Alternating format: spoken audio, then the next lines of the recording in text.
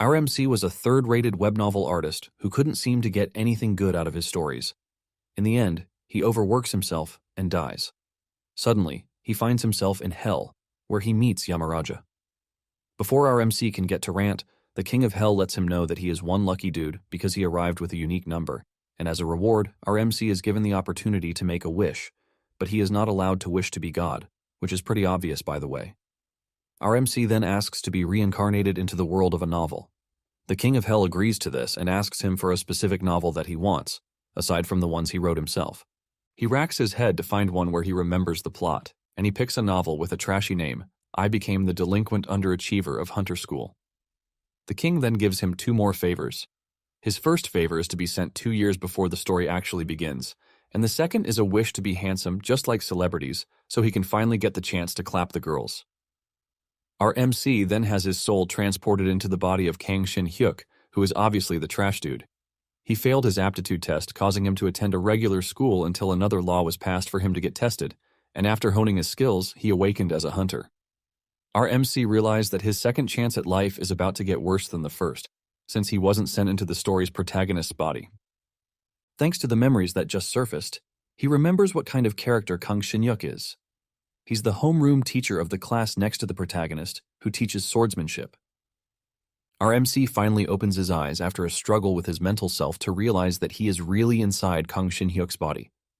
He gets a call from the Chase Guild's finance team who wants him to confirm the agreement on his contract termination. The customer care assures him that he is free to call back if he runs into any issues, and after the call, Kang receives a credit alert of 38 million won in his bank account. His total balance ultimately sums up to 300 million. Kang's eyes light up in shock when he sees this, and the depression of being a trash character immediately disappears from his body. He jumps off the bed and stands by the window to fully embrace the fact that he is Kang Shin-hyuk. With the little he has seen in Kang's memories, he struggled, but with a balance of 300 million won, our MC believes that he has secured the bag. In his past life, he was barely surviving, but he had somehow stumbled upon his dream money. Even though monsters exist, he is glad that he is still in modern-day South Korea. In addition to being a 25-year-old dude, he is ridiculously handsome with a banging body. He basically has everything that he can ask for, which is money, good abilities, handsome looks, and in the end he is very young. Apparently he is now a B-rank hunter, but he is not as rich or popular as the story's protagonist, Lee Ji-seong. However, Kang doesn't care since all he wants is a simple life. In a shocking revelation, there are actually 2 protagonists in the novel. The original protagonist is Kim Do-hyun, but Lee Ji-seong was later transported into Kim's body. Lee Ji-seong then uses his knowledge of the plot to his advantage as he seeks the PowerPoints in places that were supposed to be useful for the original protagonist. In addition to this, he used his wealth to consume all sorts of elixirs since it was easy for him to get them. By doing all of these, he was finally able to reach Kim's talent level. However, our MC's path is quite different since he entered Kang's body. Our MC decides that he has no need to compete with the 2 protagonists in the story since he is obviously no match for them in the first place. He only wanted to be the protagonist so he could live a good life, but he is cool with what he has with Kang. However, a day will come in the future when the world will go into crisis. In the original story, Kim and Lee joined forces to fight the invaders in an attempt to protect the world. Now that he is a part of the story, Kang wonders if the 2 will be able to do it yet again, since they will turn out to be the last hope of humanity. Momentarily, Kang receives a text from the first hunter school informing him that he has been selected as the swordsmanship instructor. After seeing the text, Kang decides that he is just going to follow the original story until the world finally falls into chaos. Before heading to the school to resume his work as the swordsmanship instructor, our MC gets the time to look into the previous owner of the body. He realized that Kang's social life is just as trashy as it was in his past life. He basically has only 12 contacts on his phone, and it appeared like he intentionally turned his back on the world. In his past life, our MC had no interest in the things that made life exciting for others, like marriage and having kids. He was always saying he liked to be alone, and the fact that he is married to web novels. Apparently, he lost all hope in himself since he was a third-rated web novel artist, but in his current life, he aims to enjoy his life to the fullest. Shortly afterward, he reports to the school where he has been appointed as an instructor. He enters the office and excitedly introduces himself to the first dude he comes across, but the dude just stares at him like he is a ghost. Kang is about to die of embarrassment when the dude finally gets up to greet him. He introduces himself as Park Yeon-seok. Park lets him know that they are going to be seat buddies, and Kang lets off a huge smile, saying he is looking forward to working with Park. Just then, two ladies appear on the scene and start complimenting Kang's handsome features. Kang blushes, but he is not surprised since he used one of his wishes to get a handsome face. They ask him if he has been in a guild before, and he reveals that he recently left the Chase Guild. The ladies hear this and get even more flustered with him since the guild is a prestigious guild. The ladies continue heaping praises on him until a green-haired dude, Jong Hyun-sik, shows up. He reveals that he teaches spearmanship for the second-year students. He adds that he was in the Hwarang Guild, and he is also a graduate of the 6th Hunter School. Jong then asks Kang which hunter school he is from since he appears to be a popular dude. With a huge smile, Kang reveals that he didn't graduate from a hunter school. Immediately he says this, the atmosphere in the room changes, and one of the girls asks him how he was able to become a hunter without graduating from a hunter school. They assume that he studied abroad, but Kang lets them know that he is a native Korean, and he reminds them that there are hunters who didn't graduate from hunter schools. This finally kills the mood in the room, and Jong turns around to leave, saying Kang is nothing but a waste of time. The girls follow him as they talk about how they were excited to meet him because he was from the Chase Guild, but they are absolutely disgusted that he is from a non-hunter school.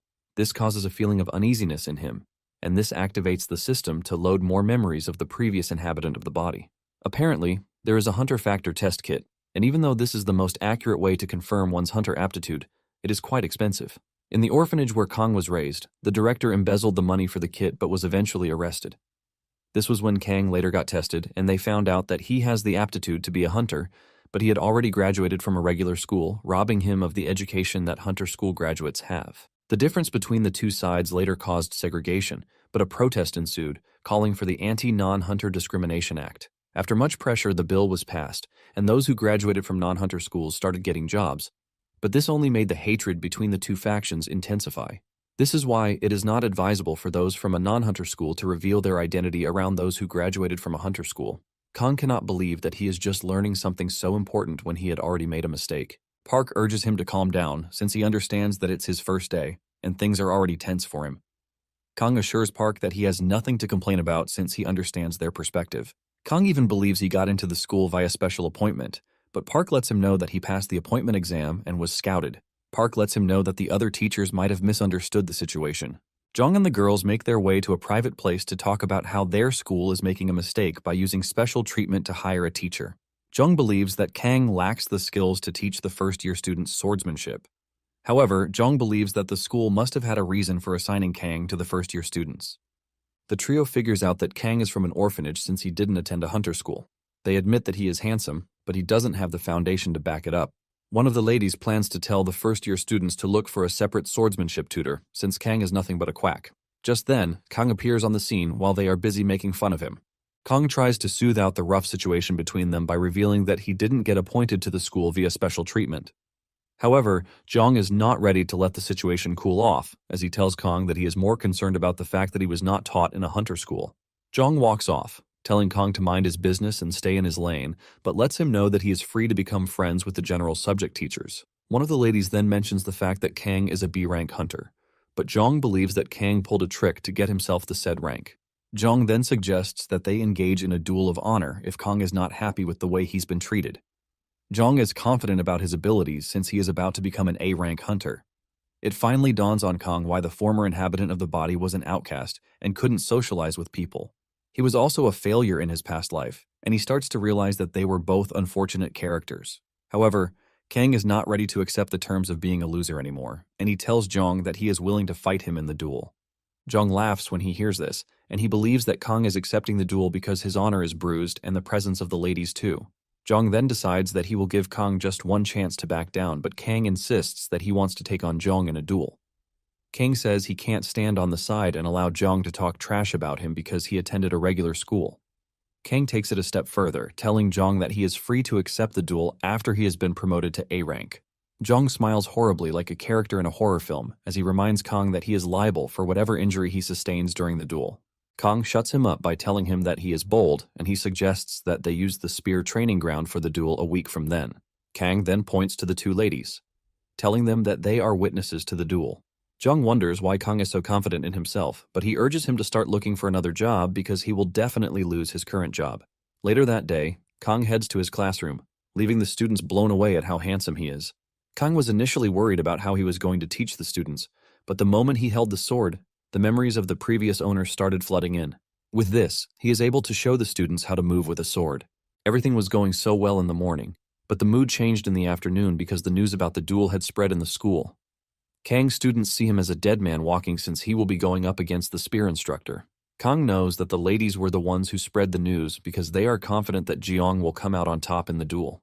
Kang's students ask him if he will be fine, but he urges them not to be intimidated by status because all they need is an unbreakable spirit. Kang acts all confident in front of his students while telling them to focus on class since they will all get to know the result of the duel in just a week. Kang acted this way to create a sense of confidence in his students. After school, Kang takes a bus heading to a certain area in the city. He plans to change his fate, and to do this, he is heading to the location where the story's protagonist found something to help boost his ability. Kang heads into the cave while thinking about how he needs to find the secret that helped the protagonist not to become a hero and save the world, but to be strong enough to win the duel. Momentarily, he finds a portal where the internal cultivation method is said to be hidden. Without hesitation, he steps into the portal, and he finds himself in a frozen wilderness. Kang is blown away by this since he never knew a place like that existed. Kang is enjoying the scenery too much until he calls himself back to the real reason why he is there. Suddenly, he senses an overwhelming presence behind him, followed by what appears to be a sword strike. At the last second, Kang crashes into the snowy ground, dodging the strike to avoid getting cut in half. Kang is still trying to figure out what is happening when he hears a voice behind him, which turns out to be the voice of an old man in a white robe. The man commends Kang for dodging the surprise strike and says he is no ordinary man.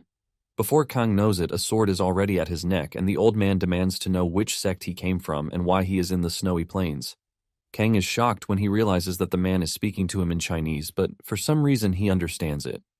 He figures out that the previous inhabitant of the body understood Chinese. Kang slowly raises his hand, telling the old man that he is a teacher at the South Korean Hunter Academy and that he managed to enter the hidden location via a portal. The old man is genuinely confused after hearing these words from Kang, and he believes that he is not okay upstairs. Kang points to the portal, but for some reason, the old man can't see the portal. The old man reveals that he has been confined to the space for a very long time, and he stopped counting after 30 years. Kang also thinks the old man is spewing trash until he asks the man if he is Cho Yu Ryang. The old man confirms this, and he asks Kang how he knows. It turns out that Kang knows this because Cho was the one who left the cultivation method that the protagonist got his hands on. However, Kang is surprised to see the old man because Seong didn't meet him in his own time. When the protagonist found the martial arts book, it was stated that Cho had already ascended to immortality, which is why he probably didn't meet him. Kang remembers asking to be sent 2 years into the novel before the story started, and it seems it was before Cho's ascension to immortality. Since Kang obviously can't say he read it in a book, he tells the old man that he heard the story a long time ago. Cho demands to hear the story, and Kang summarizes it, saying Cho was a hero who took down a terrifying dragon. Cho is pleased when he realizes that someone witnessed the battle, but Kang is glad that Cho believed him because he just pieced together what he saw in the novel. Just then, Kang bows his head, asking Cho to teach him real swordsmanship. Cho is surprised that Kang is suddenly asking him for guidance, but he refuses the request. He tells Kang that he will spare his life, but he urges him to leave. The old man turns around to leave, but Kang refuses to give up. He tells Cho that he has a duel coming up against a spearman.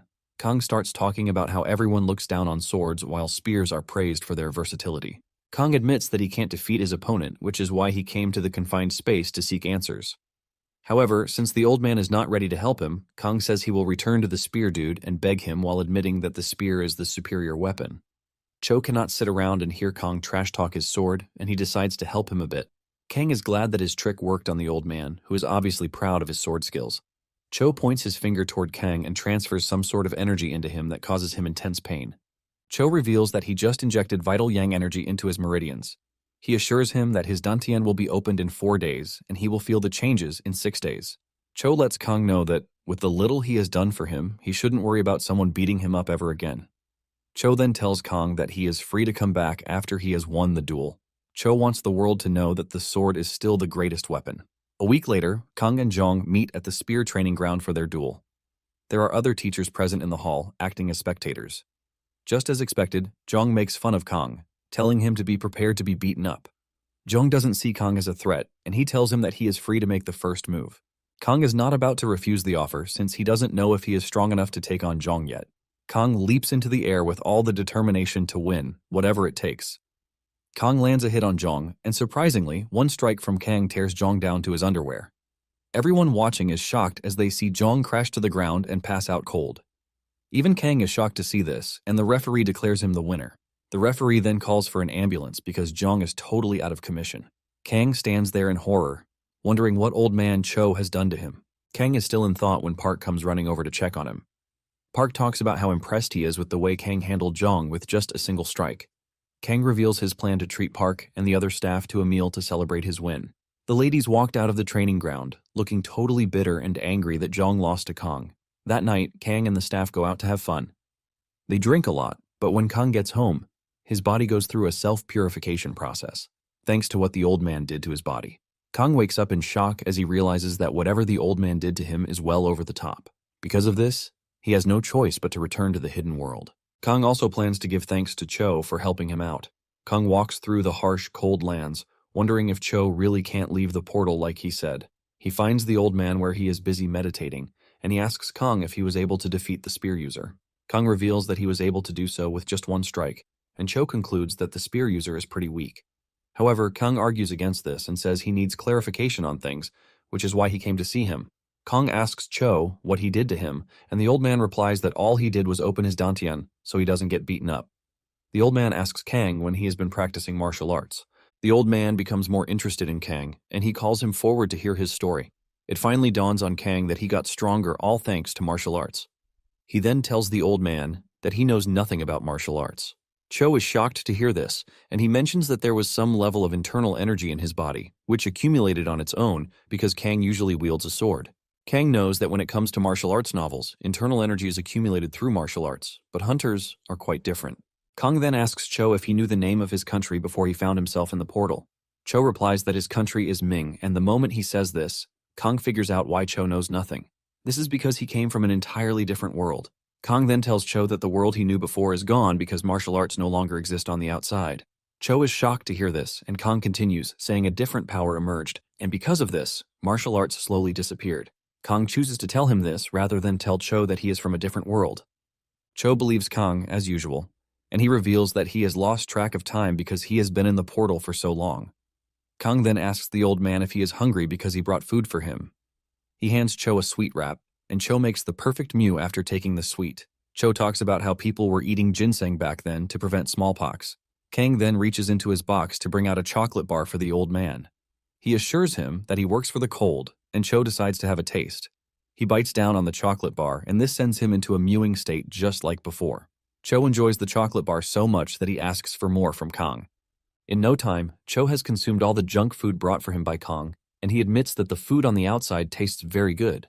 Kang then asks the old man how he has been managing his hunger since there is no sign of fruit or even animals in the area. Cho then reveals something shocking. He says that since he arrived in the hidden realm, he has not had the urge to eat because all he needs is just, and he is already fine. Kang realizes that he is in the presence of an insane martial artist and starts thinking of just running home. After Cho confirms that martial arts are gone and martial artists have been replaced by hunters, he reveals that he has been looking for a way to ascend to immortality.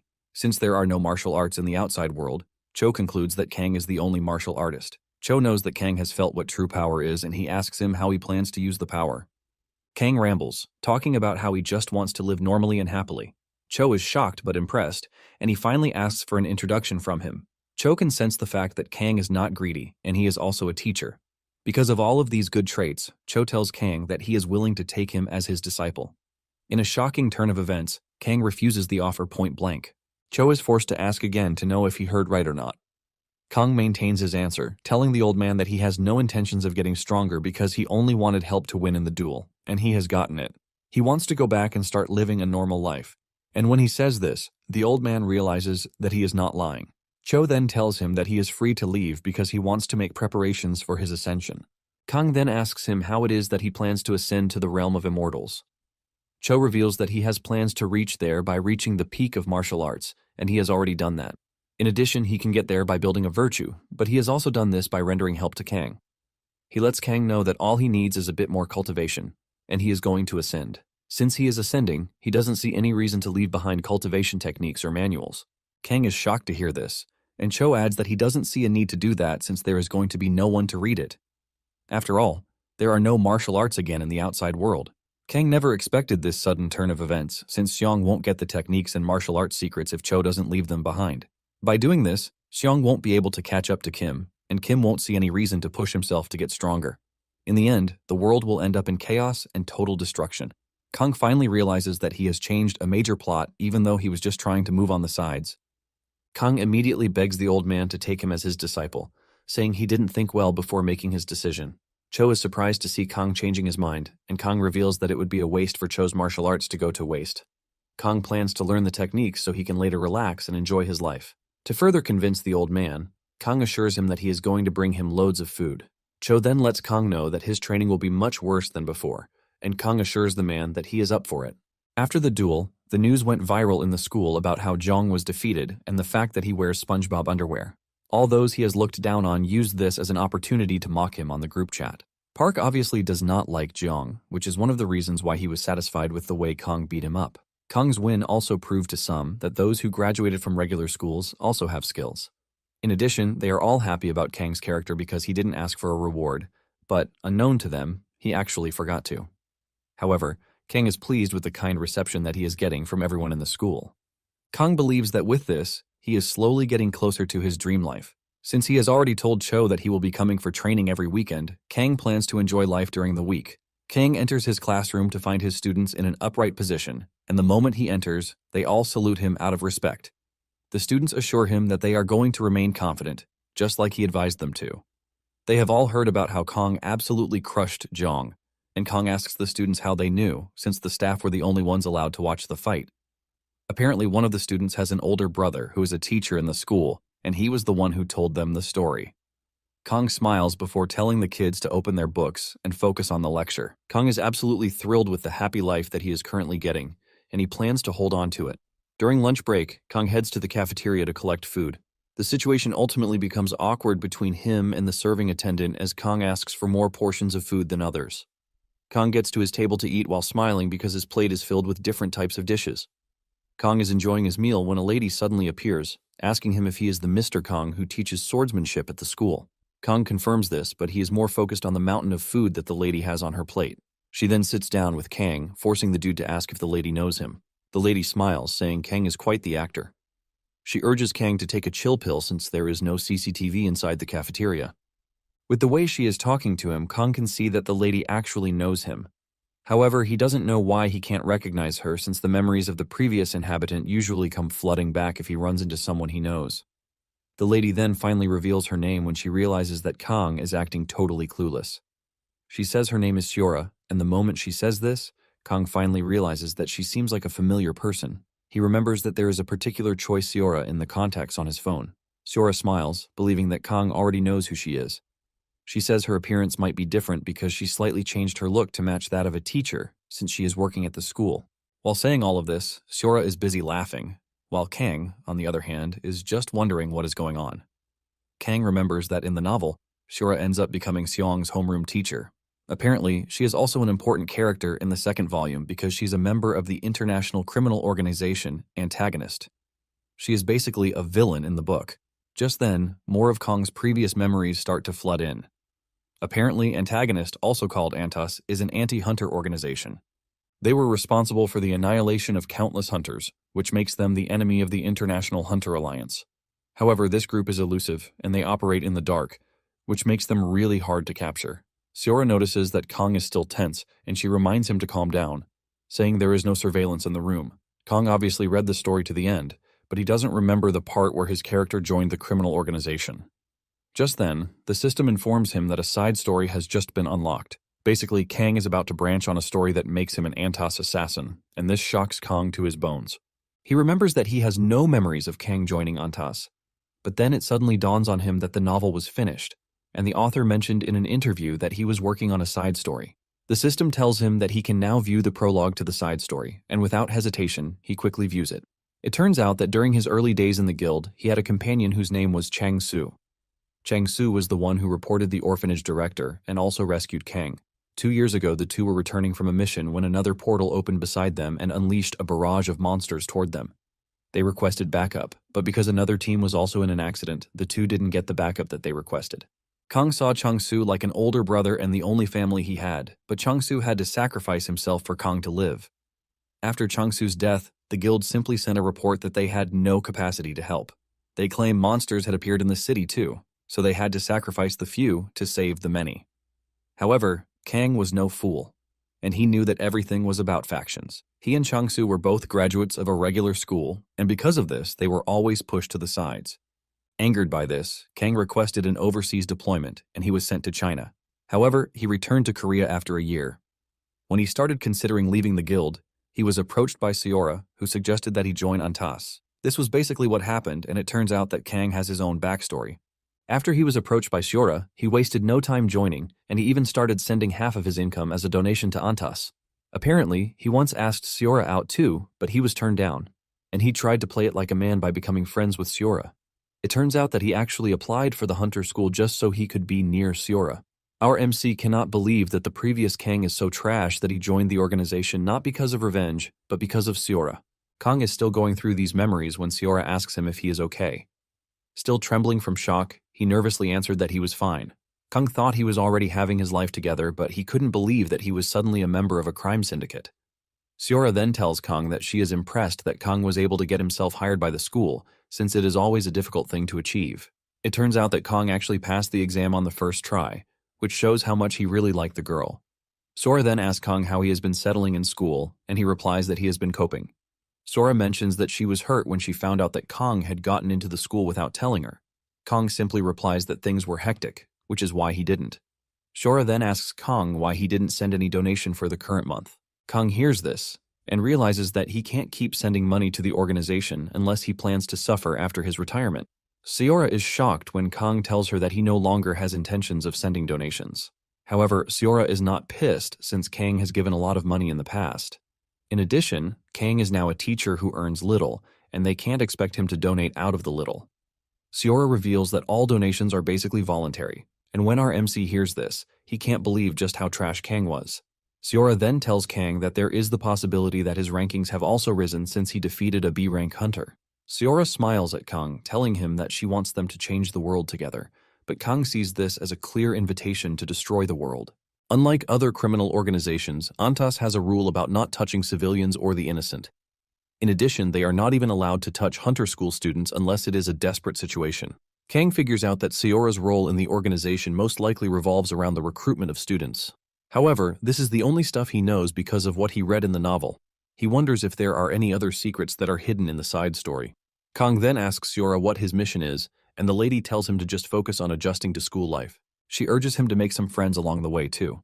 Kang then requests more details, claiming that he wants to know more so he can make plans. Seora stands up to leave and tells Kang that they will have to meet regularly if he wants more details. She suggests that they meet on the last Tuesday of every month. Kang wonders why she picked Tuesdays, and Seora reveals that there are usually no office dinners on Tuesdays, so they can grab dinner then. With this, Seora leaves. By the weekend, Kang resumes his training with Cho. Because he is impressed with Kang's growth, Cho decided to write a secret manual to help guide his inner energy circulation with his martial arts techniques. Cho tells Kang that he has helped him open his Dantian, but it is up to him to master it. Cho lets him know that he has to engage in a practice where he circulates internal energy through his entire body every day to properly get the hang of it. Kang focuses on meditation instead of giving a reply, and this earns him a punch to the head. He screams in pain while telling the old man that he is disturbing his focus. However, Cho says Kang is not focusing in the first place because he can clearly see that he is troubled from the way his inner energy is flowing. Kang is surprised to see that the old man can sense his worries just from his energy flow, and Cho mentions that the energy flow is just like breathing. Cho then tells Kang that he is free to tell him whatever is on his mind because he is open to help. Kang then asks the old man if he looks like a good person or a bad person. Cho simply replies that it is up to him to do good or bad, since only those with power are the ones worrying about this. He tells Kang that losers in war are always considered the bad guys since they are dead and can't tell their own side of the story. Cho mentions that good or bad are nothing but illusions without power, because those who were involved in the Great War between good and evil blood cultists all suffered early deaths. After giving out his word of wisdom, Cho asks Kang if it was helpful, and he says yes. Cho then demands that Kang fetch him a chocolate bar. The last line from Cho's advice got to Kang because it doesn't matter if he is on the good or bad side. As long as he is involved, he risks dying in the war. Kang is someone who just wants to make money and enjoy his life, and this basically contradicts that. This causes Kang to request a meeting with Seora. Seora is surprised that Kang is already calling for another meeting when they already made plans that they were going to meet at the end of the month. With a serious face, Kang tells Seora that he has something to tell her. He asks Seora if he is free to quit Antas, but this immediately sparks a scary reaction from Seora, who rushes toward Kang's head with a fork. Everyone present in the restaurant is shocked when they see this. They immediately start assuming that Kang cheated on his girlfriend. Kang was already expecting a crazy reaction, but he didn't know Seora would take it a bit further. Seora then demands further explanation of what Kang said. Kang promises to explain, but suggests that they leave the restaurant since there is already too much attention on them. Kang says they should head to his car because he has things that he wants to show her. Momentarily, the two enter his vehicle and they start driving to Incheon. Seora asks the dude why they are driving to Incheon, and he says he needs to show Seora something because words alone will not cut it. Seora still has the fork on Kang's neck, telling him that he has to explain what he said in the restaurant. Kang then mentions that he joined Antas because of the discrimination against non-hunter school graduates. However, he believes that things have started changing. Seora laughs at Kang for believing things have changed just because he won a duel. Kang says he is not 100% sure, but he can see a possibility. Kang says he wants to do things by himself without involving Antas, since Antas's way of doing things is a bit extreme. Kang says there is a lot about Antas that doesn't align with what he wants, like the terrorism and the way they kill people without thinking twice. Seora then mentions that not all the terror attacks were caused by Antas because some were pinned on them by the government. She then adds that everyone who died deserved it. Kang argues with the lady, saying no one deserves to die. Seora is pissed that Kang is worried about the missions when he isn't the one carrying them out. Kang admits that he is scared, and he urges Seora to put down the fork. Seora then withdraws a bit, but there is already a mark on his neck. Kang already knows that it is not going to be easy to leave a criminal organization, but he has already come prepared. Kang then tells Seora to search the news about the Hunter Management Agency Deputy Director Min Young-seok's assassination. Apparently, Min Young-seok embezzled tens of billions. Kang admits the dude deserved to die, but he doesn't think his driver and the two other passengers who were involved in the truck collision actually deserved to die. The driver lost his wife in his early life, and he lived alone with his daughter. It turns out that he wasn't even a full-time employee, but a contracted driver with the management agency, and he ended up dying, leaving his daughter without parents. Kang then asks Seora if the driver was involved in Min Young-seok's corruption. Seora calmly replies that he wasn't. Apparently in the book, the driver's daughter is Lee Soa, and she is still going to play a huge role in the story when she gets entangled with the protagonist. Kang reminds Seora that after Min Young was killed, some praised Antas for exposing his corrupt practices, but the driver was buried on the side. Seora is surprised to hear this, and she claims that there must have been a mistake because the rules clearly state that they can't touch civilians. Kang laughs when he hears this, and he asks Seora if she thinks the driver is the only civilian who has died just because they were near an Antas target. Seora holds her head in pain and frustration when she hears this. She knows the answer to this deep down, but she has been ignoring it. Kang is glad that he is able to get through to her, and he believes that things might be easy going forward. Suddenly, Seora changes the conversation, asking Kang if he has any idea why she turned down his proposal. Kang replies that it is a bit late for that, but Seora returns the fork to his neck, telling him to listen to what she has to say. Seora mentions that both her parents died in the Great Portal accident that happened 15 years ago. This was when she was still very young.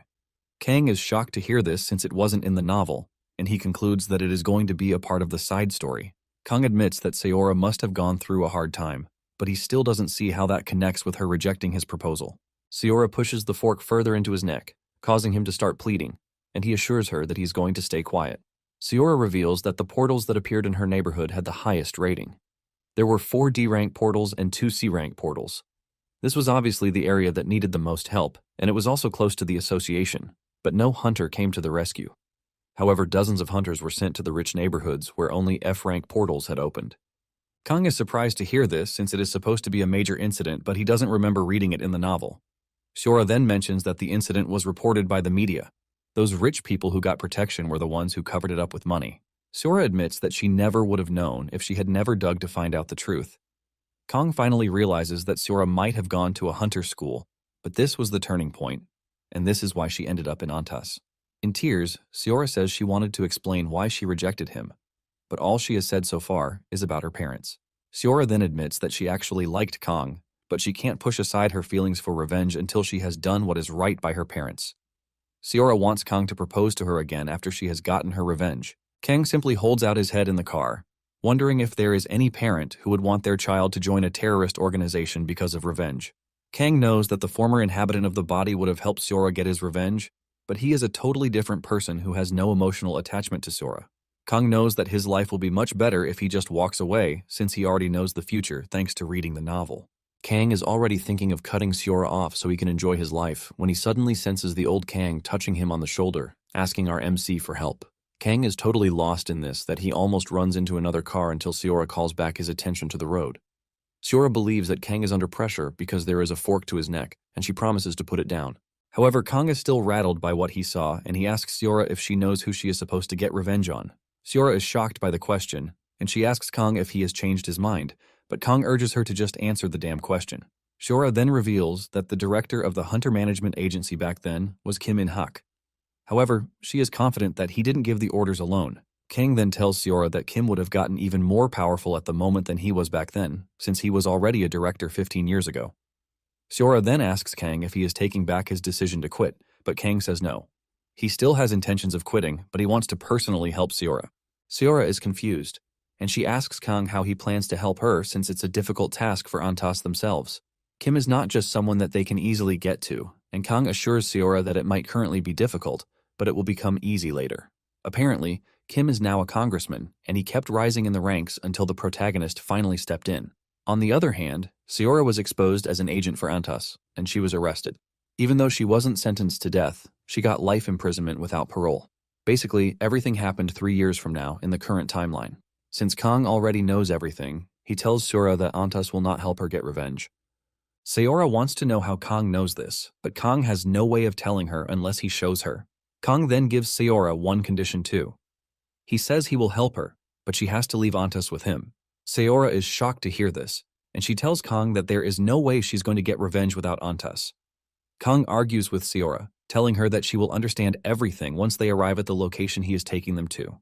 Apparently they are on their way to Antas's source of funding, where they sell drugs. Momentarily they arrive at what seems to be a clothing store. This is Kang's first time coming there, but he knows that the clothing brand is just a cover-up for what they are actually doing behind the scenes. Basically, the store is Antas China's drug distribution in Korea. Kang walks up to the attendant and he converses with him in Chinese, asking him if they sell Genesis at the store. The attendant plays dumb, but Kang lets him know that he is aware of everything and urges him to just sell the Genesis for him. The attendant slowly reaches under his table while still playing a fool.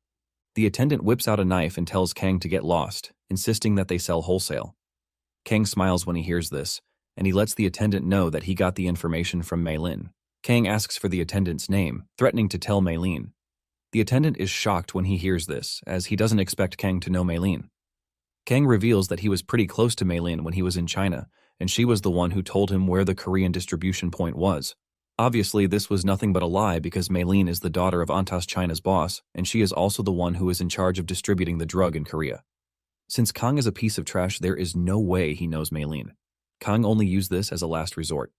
Kang tells the attendant that he is willing to call Mei Lin in case he doesn't believe him. However, he tells him to be prepared for whatever consequence follows. The attendant quickly apologizes for the mix-up, saying he didn't know Kang was such an important person. The attendant then rushes to the back to get the drugs, and Kang tells him to get as much as he can. After he is gone, Sora asks Kang what he was discussing with the dude in Chinese. Kang then tells Sora that they came to buy drugs, but he knows she will not believe him unless she sees for herself. Kang lets Sora know that they are in a store that distributes drugs for Antas. Sora is shocked to hear this since this is the first time she will learn that Antas make drugs.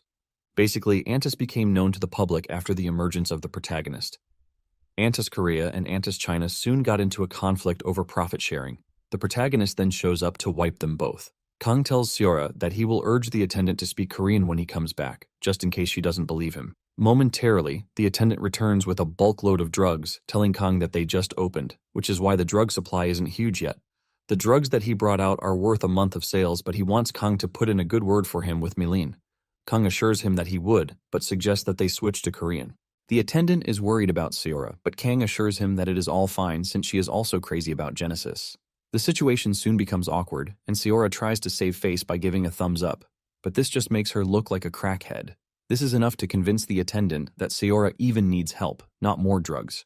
Kang then asks the attendant about the next batch of supplies coming in, and the attendant reveals that it is going to take a while before it gets to Korea. However, the attendant says it might come faster since Kang is closer to Mei Lin, Sora then whispers to Kang, asking him if Mei-Lin is real or a fake identity. Kang lets her know that there is no way he is going to risk his life coming to the store without being sure. Kang understands that Mei-Lin is a top officer and there is no way she is going to know her. The attendant then asks Kang how he wants to pay for the supply that he just gave him. Kang asks if he can use a card, but the attendant laughs, saying the use of a card is prohibited. He tells him to stop joking around and just pay in cash. Kang then proposes another offer, saying he will pay installments, but the attendant is not ready to take installments. Suddenly, Kang hits the attendant in the head with a powerful punch. He focused his internal energy into his fist just like the old man taught him. Apparently, this type of strike induces brain amnesia. The attendant passes out cold on the ground, and Kang knows that he is definitely waking up brain dead, but he doesn't care since he is a lowly substance dealer. Kang then turns to Sora, asking if she now believes what he was saying, but lets her know that she is free to still have her doubts. Sora is blown away, and she asks Kang how he knows everything that he does. Kang reveals that he only joined the association because Sayora suggested, but he started conducting investigations to know what sort of group he is associating himself with. Kang says he found out that Antas was into substances when he was in China. Kang then suggests that they leave the store, but they are going to pin everything that just happened on the unconscious dude. Kang has no intention of reporting the store to the police because Antas can simply replace the dealer and even open another store somewhere else without affecting them. Sayora finally tells Kang that she believes everything that he has been telling her. Because of this, she plans to explain his resignation to the higher-ups. She lets Kang know that she will tell the higher-ups that Kang was on her neck about their relationship, which is why she kicked him out. With this, she is confident that there will be no investigation. Even though Kang doesn't like the idea, he sees it as the best way out. Suddenly, it dawns on Kang that Sayora has no intention of quitting, even after learning about all the bad things that they do. Sayora then reminds him that she has been in association for a long time, and she is basically an officer. She already knows a lot, and they won't just allow her to quit. Kang finally understands what Sayora is saying. He is not more than a newbie in the association, while Sayora is deeply rooted with them. Kang wants to argue, but realizes that the future might change if Sayora doesn't stay in Antas. He decides to let Sayora stay in Antas until the protagonist discovers the crime syndicate. Kang then asks Sayora if she has committed any crime in all the missions she has undergone for Antas. Sayora says no, telling Kang that her job is basically to scout students with talent. However, this isn't something that is even easy, so she hasn't even recruited anybody. Kang is relieved to hear this, and he tells Sayora that he has a plan. He wants Sayora to be a double agent. Sayora is stunned when she hears this, and Kang lets her know that this is a way to protect her, just in case they finally discard her. Kang tells Sayora that she will collect Antas' secrets and give them to the police. When it comes to going on missions for Antas, she will basically do trash missions for them. By being a double agent, she is not going to have any charges against her. Sayora then says she has nothing that she can tell the police, but Kang lets her know that even minor info would be helpful. He then assures Sayora that he is going to testify for her just in case she gets in trouble. Kang then adds that Sayora should be careful in trusting him because he will definitely cut her off if things go south. Sayora smiles and concludes that Kang obviously likes her. Kang, on the other hand, looks at her disgustingly, telling Sayora that she is free to think whatever she wants. Kang then tells her to head back to Seoul by herself because he has something he needs to attend to. Even after hearing this, Sayora believes that Kang is just playing hard to get. After leaving Sayora, Kang heads to the hidden realm to see the old man. Cho notices that Kang came late, and he asks him if he was able to sort out the issue troubling him. Kang says yes while thanking Cho for his advice. Cho lets him know that he is going to be punished for coming late, but Kang already has something planned for the old man. He tells him that he branched out in Chinatown before coming, and he brought some bamboo leaf liquor. He then tells the old man that he is free not to drink it since they are planning to drink. However, the old man cannot resist the liquor, and he immediately suggests that they take the day off. Moments later, Cho is enjoying the drink with Tofu while praising Kang. He asks him how he figured out that he was from Sichuan. Kang cannot believe that the old man who was scolding him some moments ago is basically enjoying the liquor he served him. The old man then says he was only worried because Kang was later than usual. Cho then asks Kang why he has suddenly changed because he was slacking off in training, but now he wants to train harder. While Cho is busy enjoying himself, Kang is swinging his sword around, practicing his moves. Kang claims that the drink was just a kind gesture to appreciate the man for advising him. Kang is ready to train his heart out because he knows that his decision to help Sayora will have powerful people coming after him. It is obvious that there was no section in the novel where Sayora became a double agent. Kang is also aware that he is already strong enough to fight an A-rank hunter, but he knows that he is going to end up dead if he goes up against a high-ranking Antas official like Mei-Lin. Kang smiles when he remembers that he is just a B-rank swordsmanship instructor who has no business helping people. Apparently, the protagonist, Seong, only stumbled upon a manual and was able to get stronger after several training sessions and elixir consumption. Kang, on the other hand, is lucky to have had his dantian opened by a swords grandmaster. While Kang is still practicing, Cho is busy eating, commending the delicious tofu. Since Cho is a really powerful swordsman, Kang figures out that he is going to be able to protect himself if he receives constant training from the old man. Just then, Cho calls on Kang, telling him that they have run out of ramen, and he likes it. He also tells him to buy another delicious food ingredient, but this is just getting on Kang's nerves. However, he maintains his cool because Cho is the strongest dude in the world. Kang then tells Cho that he will buy more of the things that he likes when coming back, but the old man just keeps adding more to the list. Kang agrees to get him everything that he wants and continues his training, but the old man's eating won't stop affecting him. Every aroma keeps passing by his nose, and when he finally can't take it anymore, he is forced to speak out, telling the old man to stop eating too much. The old man doesn't care and even asks Kang if he is willing to join him. Kang then reveals that he missed eating, which is why he is taking his time to enjoy the food. Cho soon gets mad about Kang's nagging him, and he punches him in the head. Cho says he is finally getting his sense of taste back after years. Cho admits that he likes the fact that Kang is showing motivation, but lets him know that rushing things will turn out badly for him. Kang then screams at the man, saying he appears to be uninterested in his training. Cho lets Kang know that he is doing pretty well on his own. The old man adds that he is destined for greatness, but tells him that he can't get there by rushing. However, Kang doesn't see himself improving because he has been training for a month. Cho argues, saying Kang can't see the difference because he is genuinely good at it. Cho is more surprised by the fact that Kang is not eager to get stronger. Kang scolds the old man, saying he is more interested in his ramen than in his training stance. Kang then demands that the old man give him some shortcuts if he is not ready to teach him properly. This only earns him another punch to the head. Cho scolds him for asking for shortcuts already when he basically just started training. Kang rolls on the snow in pain while Cho asks him if he is planning to conquer the world, which is why he wants to get stronger. Kang stares at the old man disgustingly, and the man threatens to punch him again. Cho mentions that martial arts is not something to learn by rushing. Just then, Kang decides to resort to something drastic. He tells the old man that he won't be able to buy any more ramen because the prices have gone up. Cho is stunned to see that the dude is actually threatening him. Kang replies that he is not threatening him but laying out the real situation of things. He then adds that he might not be able to buy the ones that the old man likes again. Basically, Kang says that everything he is buying for the old man has gone up, and he won't be able to buy them. This is able to get to Cho, who is not ready to lose all the ramen and delicious food that he has been getting from Kang. Cho falls for Kang's threats as he tells him that he will start teaching him diligently and also appreciate everything he is buying for him. After hearing this, Kang says he will also make an effort to get Cho the things that he likes. Cho then suggests that they continue training, but tells him that he is not to be blamed for the intensity of the training. Kang doesn't care as long as he receives the best training. The next day, Kang gets a text from Seora, telling him that everything has been sorted. Kang is pleased to hear this, but at the same time he is worried that his previous self might have left behind more problems for him. Nonetheless, he plans to help Seora out and just enjoy the rest of his life in peace. Just then, two sisters, who are twins, show up to his office.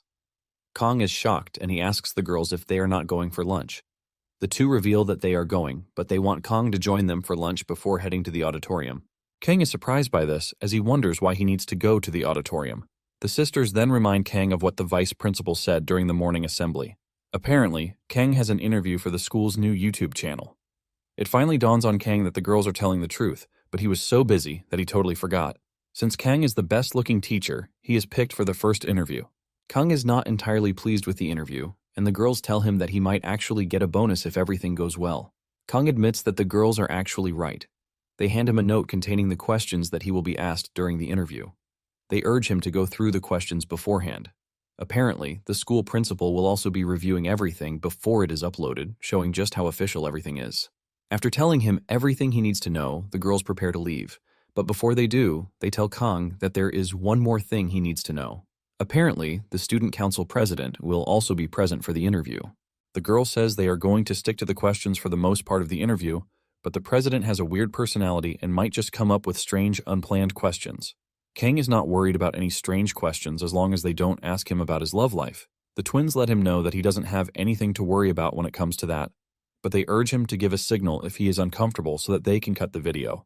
Kang is glad to hear this, and he urges the girls to do right by him. Since he knows what sort of people council presidents always turn out to be, He is looking forward to what the current council president will be like. On the other hand, the student council president can't wait to meet Kang. Apparently, it was the government that came up with the idea of creating a YouTube channel for schools because there are a lot of speculations about what is going on inside the school. However, this policy wasn't implemented immediately, and this was why the first Hunter School was asked to be the pilot of the program. Since there was no mention of the idea in the novel, Kang thought it would not stand. He can't believe how bad his luck is to be the one to grant the first interview. Kang soon enters the room where the recording will take place. He meets the technology teacher, Min Ji-hye, in the room. Min will be the one to edit the interview, and Kang can see how nervous she is. Kang lets him know that it is going to be his first interview too, so he is pretty nervous. Kang commends Min for having the knowledge on how to edit a video. Min then reveals that she really doesn't know how to, but the principal pushed the idea to her since she is the tech teacher. Min mentions that since she is not getting paid to do it, she's going to do a rush job and just head back home. She also knows that they obviously might not give her a bonus if it gets tons of views. The twins then tell Kang that the camera is ready, and just then, the student council president also shows up. Kang takes his time to stare at the president, whose name is Kim Sejin. At the same time, Kim Sejin is busy observing just how handsome and tall Kang is. Kang is also impressed by Kim's appearance, as she appears to be someone with confidence. He wonders why someone as amazing as the student council president wasn't mentioned in the novel. Kim then walks up to Kang to compliment him on how handsome he is. Kim says the video will obviously get a positive review, which is why she can't wait to work with Kang. Kang is blown away by Kim's social skills, unlike what the twins told him. Momentarily, they shot the interview, and it was a success. The girls wish that they could get more minutes with Kang, but they know that they have no choice but to release him. Kang also says he is disappointed that the interview is over. However, he reveals that he plans on requesting overtime pay from the school. When the girls act surprised about this, Kang quickly changes it up, saying he is only joking. On the other hand, Min says she would definitely request overtime pay. Suddenly, Kim Sejin tells Kang that it would be disappointing for the viewers if the interview ended where they stopped. Kim Sejin then throws in something shocking. She asks Kang for a sparring match. The tech teacher tries to cut this off, reminding Kim Sejin that she made the request out of the blue. Even the twins admit that the request is too sudden. Kang cannot believe that they are about to wrap things up before Kim Sejin comes out with a sudden request. It starts to dawn on him that this might be the eccentric character that the twins were talking about. One of the twins tried to tell Kim that they didn't tell the teacher anything beforehand, but Kim argues that since the teacher said he is disappointed with the way it ended, she only wanted a way to show the viewers more. Kim apologizes for coming out suddenly, but reveals that she is someone who enjoys sparring a lot. Since Kang's subject is swordsmanship, Kim doesn't mind. Kang can sense that Kim Sejin is making the request out of genuine love for what she likes with no malicious intent. The twins are about to close everything up when Kang reveals that he is up for sparring. The twins remind him that there was no initial request, but Kang lets them know that it is all fine. However, he wants to know if there are swords that they can use. Kim Sejin quickly cuts in, saying she brought training steel swords that they can use. The twins are shocked to hear this, and they ask her when she got the swords. Kim Sejin mentions that she brought them just in case Kang says yes to her request. Kang knows deep down that he is still a student himself, even though he has the muscle memory to use a sword. While they are preparing for the sparring match, the tech teacher is ultimately furious that she will be later than she even expected. They head to the training ground, and while Kim gets herself ready for the fight, Kang admits that he is not nervous since he already knows that he is pretty capable after his fight with Jung. In addition to this, he has been training nonstop with Cho. He has received a whole load of beatings from the old man during his training sessions. At the same time, Kang is not ready to let his guard down since Kim Sejin is a third-year student council president, so he doesn't want to let his guard down. Kang is looking at Kim Sejin like she is at the level of a hunter. Kang then tells Kim Sejin that he will be giving her the first move. Kim Sejin happily accepts the offer and dashes toward Kang at great speed. Even Kang is impressed with Kim's speed because she is obviously faster than the first-year students, and she is also using a unique technique. Kang is surprised that the girl is not attacking with a middle or diagonal slash, but has opted to use a thrust. Kang concludes that Kim Sejin is confident in her skills. Kang easily dodges the attack, and he is even more surprised that Kim doesn't panic like every other student would. Instead, Kim tries an upward slash, but Kang dodges this too. Even after this, Kim continues swinging her sword to try to take down the teacher, but he dodges everything. Kim is forced to ask Kang how long he plans to keep dodging her strikes. Basically, Kang has learned a lot of dodging techniques during his gruesome training with the old man. The old man held a grudge because he threatened to take away his food, and he beat the crap out of him. Kang is able to dodge everything Kim is throwing at him thanks to this. Kang even has the time to lecture Kim, telling her that she is so focused on her attacks, which is why she is leaning forward too much. Kim then argues that she hasn't shown the teacher everything she has yet. She swings very hard at Kang, but he dodges it easily and appears behind her, telling her that she is wide open and would be easily taken out. Kang remembers how Cho was just beating him left and right like he owed him money. The more he remembers what he suffered at the hands of the old man, the more pissed he is. He thinks of taking away some of his ramen, but he quickly realizes that this will only make Cho even crazier. Kang then points out another error that the student council president is making. He tells her that she is going to get tired quickly by putting too much force into her hands and arms. He urges her to learn how to use her entire body to improve her attacks. The moment Kang says this, Kim changes her stance, shocking Kang. He can't believe that she quickly put what he just said into use by readjusting the grip on her sword. Kang is blown away, as he wonders if being special is what differentiates her from the other students. Kang then places his sword in his left hand and tells Kim Se-jin that he is about to get serious with her. Meanwhile, the tech teacher is still furious that she is running later than usual. Just as Kang is about to make his move, Kim stops him. Kang is surprised, and he asks her if something is wrong, but she says no. She asks Kang if he doesn't mind her using some mana. She promises not to use the mana on her weapon, but Kang is just impressed that Kim already knows how to use mana. Kim Se-jin reveals that from the end of the second year, they are allowed to join field training at the portal sites. Kim Se-jin mentions that she just started using mana. Kang is actually aware of what Kim just said. Before their graduation, the students visit low-level portals. There is usually a teacher with them or sometimes a hunter sent by the government. Kang is very impressed that the girl can use mana even if it is a little. Kang figures out that the girl probably noticed the difference in speed as he was about to move, which is why she requested to use mana. This further creates a level of curiosity in Kang as he wants to know how skilled Kim is. Kang then tells Kim that she is free to use the mana. Kim is glad that she is finally getting to use mana because she wasn't able to when she trained with Jung. Kim sees the sparring session as her best opportunity to feel the mana and handle it. Kim dashes toward Kang at a speed greater than before. Kang manages to block her attack, but he realizes that his hand has gone numb from blocking the attack without using any internal energy. Kang is even more surprised that Kim didn't put mana into her weapon, but only used it to boost her physical strength. Kang is forced to move from where he is, and he is pretty impressed that Kim got really strong from just basic training. Apparently, when fighting monsters, the body naturally absorbs mana. However, the mana doesn't keep growing because everyone has a limit at which their mana stops accumulating due to their level of talent. Kang learned from Cho that mana is just raw, unrefined internal energy, and because of this, Kang had already converted all the mana he met in his body into internal energy. He basically cannot use mana anymore, but what he has is more efficient. Since he is a teacher and he has a pride to uphold, Kang decides that he is not going to use mana against Kim. Kang continues dodging her attacks until he finally figures out her rhythm. Basically, hunter-style swordsmanship is just too direct. This is basically because they are mostly fighting monsters that have no intelligence, which is why low-ranked hunters get wiped out by monsters that use their brains. Just as he expected, Kim Se-jin starts to slow down as she gets tired with every strike. Kang can now figure out her next move, which is a diagonal slash. However, Kim changes things up at the last minute by trying to counter with a reverse grip coupled with a thrust. Kang commends her for the impromptu technique, but he easily dodges and trips her. He tells her that she was already too close for her to effectively land the thrust. Kim loses her balance and crashes to the ground with no way to pull herself back up. This shocks the twins and the teacher. Kim's knee turns bright red from hitting it on the ground, and Kang holds his sword to her neck to officially concede defeat. Kang notices that Kim Se-jin is pretty sad about losing the match, which shows how competitive she is. Kang then tells her that she actually fought well during the match, which makes her worthy of being the student council president. Kang then tells her that the only downside to her skills is that her technique is repetitive. Kang admits that by using her mana, she was able to boost her strength, but he urges her not to rely on this alone. He tells her to mix up her sword techniques too. Kang then helps her up, and Kim thanks him for the help and advice. One of the twins notices that the tech teacher is really pissed, and when she asks him what the problem is, she reveals that the video is definitely going to blow up. 1 week after the video was uploaded, Kang's life got even more stressful.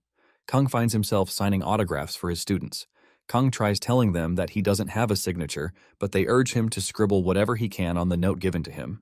Apparently, the video that was uploaded got totally viral. Kang is forced to sign a bunch of autographs before finally getting his students to start learning for the day. Kang is pissed that the video might have gone viral, but he is not getting anything in return for it. The video had made the school channel rack up over 250,000 subscribers, and the video also has over 1 million views. It finally dawns on Kang that the internet is a wild place. All those who are watching the video or who have watched it enjoy every bit of it. The fight between Kang and Kim made some feel like it was a fight between two world-class hunters. They are blown away by the fact that Kang didn't use mana during the fight, and he was able to stand toe-to-toe with Kim. Apparently, Kim Se-jin is a big deal since she is a two-time martial arts champion. People were already speculating that she would be given an A rank once she graduates. On the other hand, Kang is like a ghost whom no one has heard of before. This immediately created tension and curiosity among the viewers. Different questions surfaced about who he is or where he came from. Kang is shocked when he sees how crazy the internet is going because of him. Since Kim Se-jin is a big deal, Kang wonders why he never saw her name in the novel. Even after the protagonist left the hunter school, there was no mention of Kim Se-jin anywhere. Kang is lost in his thoughts when Park shows up to tease him. He calls him a YouTube star and urges him to ditch his shy face because he is already famous. Park gives him a drink, and Kang admits that he initially liked the whole thing, but he now considers it a bit too much. Park, on the other hand, believes that Kang is too much of a low-key person, and he urges him to use his fame to his advantage. Kang, on the other hand, is not interested in this because he just wants to live a quiet life. Just then, Park informs Kang that the vice principal is asking after Kang. Kang is shocked to hear this and demands to know why the vice principal wants to see him. But Park says he has no idea. He assumes that the vice principal might be thinking of giving him a bonus. Kang gets excited to see the man the moment he hears that there is a possibility of him receiving a bonus. He stands up from his seat, and Park lets him know that he would be treating them to a meal if it turns out that he is given a bonus. On his way to the office, Kang wonders why he is being called to the vice principal's office in private. He considers it something straight out of the unusual since meetings like this happen in public.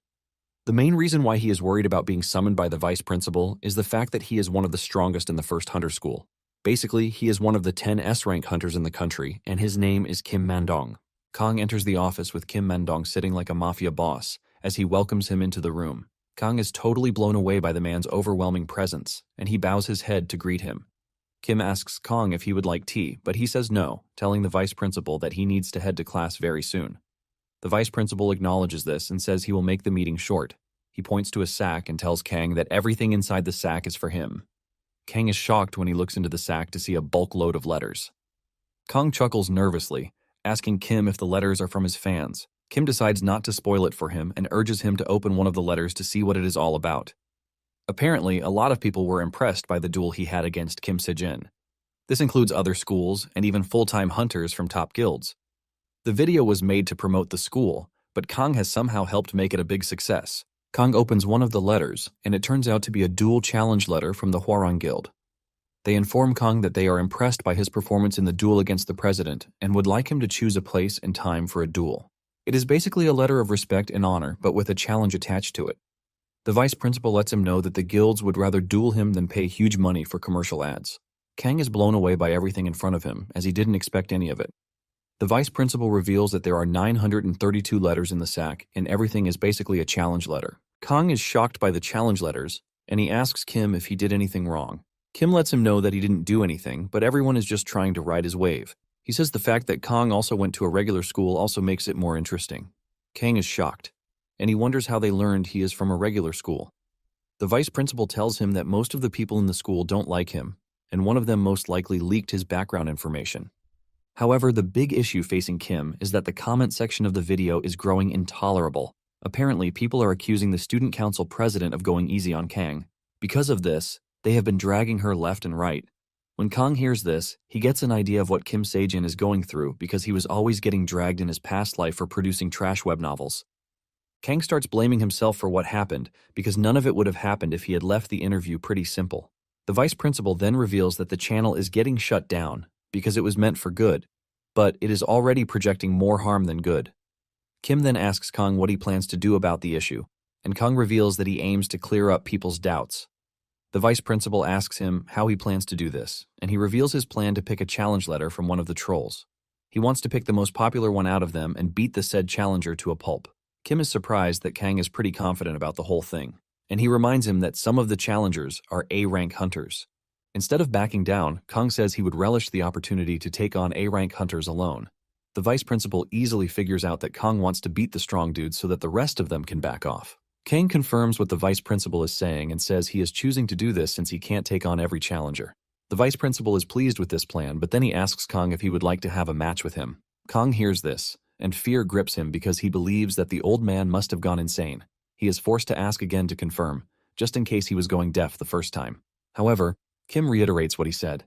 Kang cannot believe that Kim, who is an S-rank hunter, is trying to have a match with him, a B-rank hunter. Sweat runs down his face with this realization, and he concludes that the vice principal has gone insane.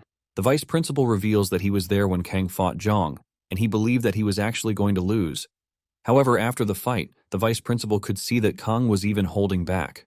Because Kang was talking so confidently, Kim believes that he could also take on S-rank hunters. Kang cannot imagine that the vice principal is seriously comparing A ranks to S ranks. Kang is well aware that the vice principal knows just how crazy S ranks are, but he is still making such a proposition. There is no doubt that A ranks are pretty strong, but Kang doesn't even count Jiang as an A rank since he hasn't taken the rank-up examination. Kang admits that he has grown stronger after his fight with Jiang, and this is all thanks to the training he is receiving from his master. Because of these trainings, Kang can boldly say he will handle A ranks. S ranks, on the other hand, are a different story. There are only 10 of them in Korea, and just about 100 in the entire world. S-rank mages are said to be strategic weapons, and the physical ones are considered to be one-man armies. Kim Man-dong is one of the top S-ranks, and he is no joke. Apparently, there was a scene in the novel when the protagonist Seong tried challenging Kim Man-dong because he thought he had grown powerful, only for the vice principal to utterly trash him. Kang's case is different, since he is trained directly under Cho instead of just popping mana pills like they are biscuits. He is relieved to have heard his master tell him that he is much better than a person who is just swallowing mana pills every day. However, even with all of this, Kang knows that there is no way he has a chance against an S-rank hunter. Kang is totally lost in his thoughts until Kim calls him out of it. Kim tries to persuade Kang, telling him that a sparring session with him will definitely clear the air rather than stressing himself out to fight A ranks. Kim adds that he is going to make it official, and this would probably stop all the challenge requests that are flooding in. However, he lets him know that if he fumbles the match, he won't be able to back him up. In addition, Kim is not expecting Kang to win. He is planning to set the rules to just one hit. Basically, Kang gets to win if he manages to land a hit on Kim Man-dong. Even with this, Kang is not confident that he has what it takes to land a hit on Kim Man-dong because his body basically tanks Aura Blade like it is nothing. Kim then decides to tease Kang, telling him that he is pretty timid. Kim takes it a step further by telling Kang that he would exempt him from the new teacher training that is going to be held during the break if he manages to land a hit on him. Basically, the teacher training is a period where the teachers bond with each other, but for someone like Kang, who came from a regular school, it is going to be hell for him. Kim then adds that he will still be getting paid during the break, and Kang is absolutely blown away when he hears this. He can't believe that he is basically getting 3 weeks of paid vacation if he manages to land a hit. Kang then asks Kim if he can actually pull him out of the training since it is being run by the Hunter Management Agency. Kim then reveals that there is a special exemption program for each semester where 2 outstanding teachers are selected. These outstanding teachers are then allowed to leave the training. Kim asks Kang if he is interested, but Kang is already dreaming of it. However, he tells him to avoid any political dates. Since the following week is the presidential election, Kim Man-dong wants them to plan the match for a month from now, which is the day before the school break. Kim urges Kang not to run away before the day of the fight. Once they have agreed on the date, Kang finally leaves. Kang steps out of the office with the realization that he has a month to figure out a way to land a hit on the vice principal. He knows that the offer is appealing, but at the same time, it is not less than a death wish. He compares the vice principal to someone who is at a transcendent level, given that it was a Muram novel. Kim is no less than a walking fortress, while Kang has recently just clawed his way to the peak level. Due to the differences in their ability, Kang considers landing a hit on Kim an impossible feat. Kang's whole dream is to live in peace, but he knows that he can't stay and let his student be dragged. Just then, he gets the notification, telling him that he has just unlocked a side story called the Vice Principal Slayer. The moment he sees this, Kang immediately comes to the realization that it might actually be possible for him to land the required hit. However, there is only one person who can teach him how to, and it is none other than Cho. Kang immediately rushes over to tell the old man about it, but he is shocked when the old man lets him know that it is pretty impossible. Kang tries to convince the old man, but he insists that some things are left untouched. He tells Kang that he needs to be able to form an aura blade to be able to leave a scratch on someone who has reached the transcendent level. And by what he has told him, Kim Man-dong has reached that stage. The old man then mentions that Kang will be lucky to land just one hit, and this is if he manages to pull out every trick in the book. The moment he mentions the word tricks, Kang becomes interested and he asks for more clarification. The old man tells him that he meant using ginseng, elixirs, and the like. The old man lets him know that he might be lucky to use the aura blade if he manages to consume 3 100-year-old ginseng roots. Kang immediately tells his master that he is interested in this, but he gets punched in the head again. Cho lets him know that he might be able to land just one hit, but it won't be more than one hit. Kang smiles, telling the old man that the one hit is all he needs. Kang turns around to leave and the old man asks him where he is going. Kang reveals that he is leaving to find the ginseng roots that he talked about. The roots might be difficult to find, but Kang knows that money makes everything possible. And since the following week is the presidential election, Kang has something planned to get the ginseng root that he wants. Meanwhile, Seora is in her house, wondering why Kang has not reached out to her after he left Antas when his call came in. Seora excitedly picks up the call and she expects to be asked out to dinner or something, but Kang hits her with something else. He asks her if she has 100 million won that she can borrow from him, and the moment Seora hears this, she ends the call. She doesn't stop there, but she goes further to turn off her phone too. Kang knows that he won't be able to get his hands on 10,000-year-old ginsengs, but he can still get other ginsengs just like Xiong did. The only problem he has is that the price of the ginseng is pretty crazy. Apparently, the ginsengs that are not even up to 100 years old can go as high as tens of millions, while the ones that are over 100 years old can easily exceed 100 million won. Because Xiong was a rich and spoiled brat, he was able to buy up these 100-year-old ginsengs and just consume them like he was eating rice. Even after eating these ginsengs, he still got beaten up by the vice principal. Cho told Kang that Xiong lost to the vice principal because he was only eating the ginseng without properly absorbing the energy. Kang, on the other hand, is confident that his master will help him absorb all the energy inside the ginseng if he manages to consume even one. However, he can't just spend his entire net worth on buying the ginseng. While he was trying to figure out a way out of the problem, he remembered what the vice principal told him about the presidential election. It is apparent that the stocks will be affected by the elections. Kang has been so busy with everything else that he totally forgot about stocks. Since he has been using his knowledge of the novel to his advantage, he has totally forgotten about stocks. Kang decides to ride on this, and he heads to the bank to take a loan. In his past life, he wasn't able to get loans from a bank because he was nothing but a third-rate writer. However, things are pretty different now that he is a teacher at a hunter school. He can easily use his influence to get loans from banks.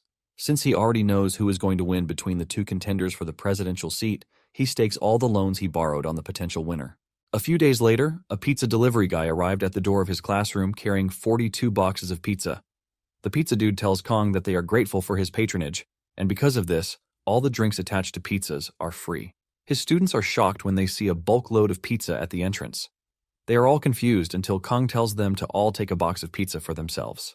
Apparently, Kang's stake came in big time, and his net worth is now over 1 billion won. The students celebrate the free pizza while Kang smiles at the front of the class. Kang's stake had yielded 500%. Kang is thankful that his knowledge of the story finally paid off. Kang is happy to see his students smiling while consuming the pizzas, and he urges them not to choke on them.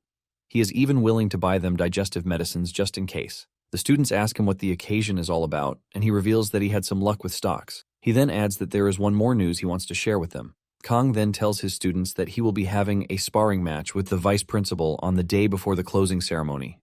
The moment the students hear this, they almost choke on the pizza.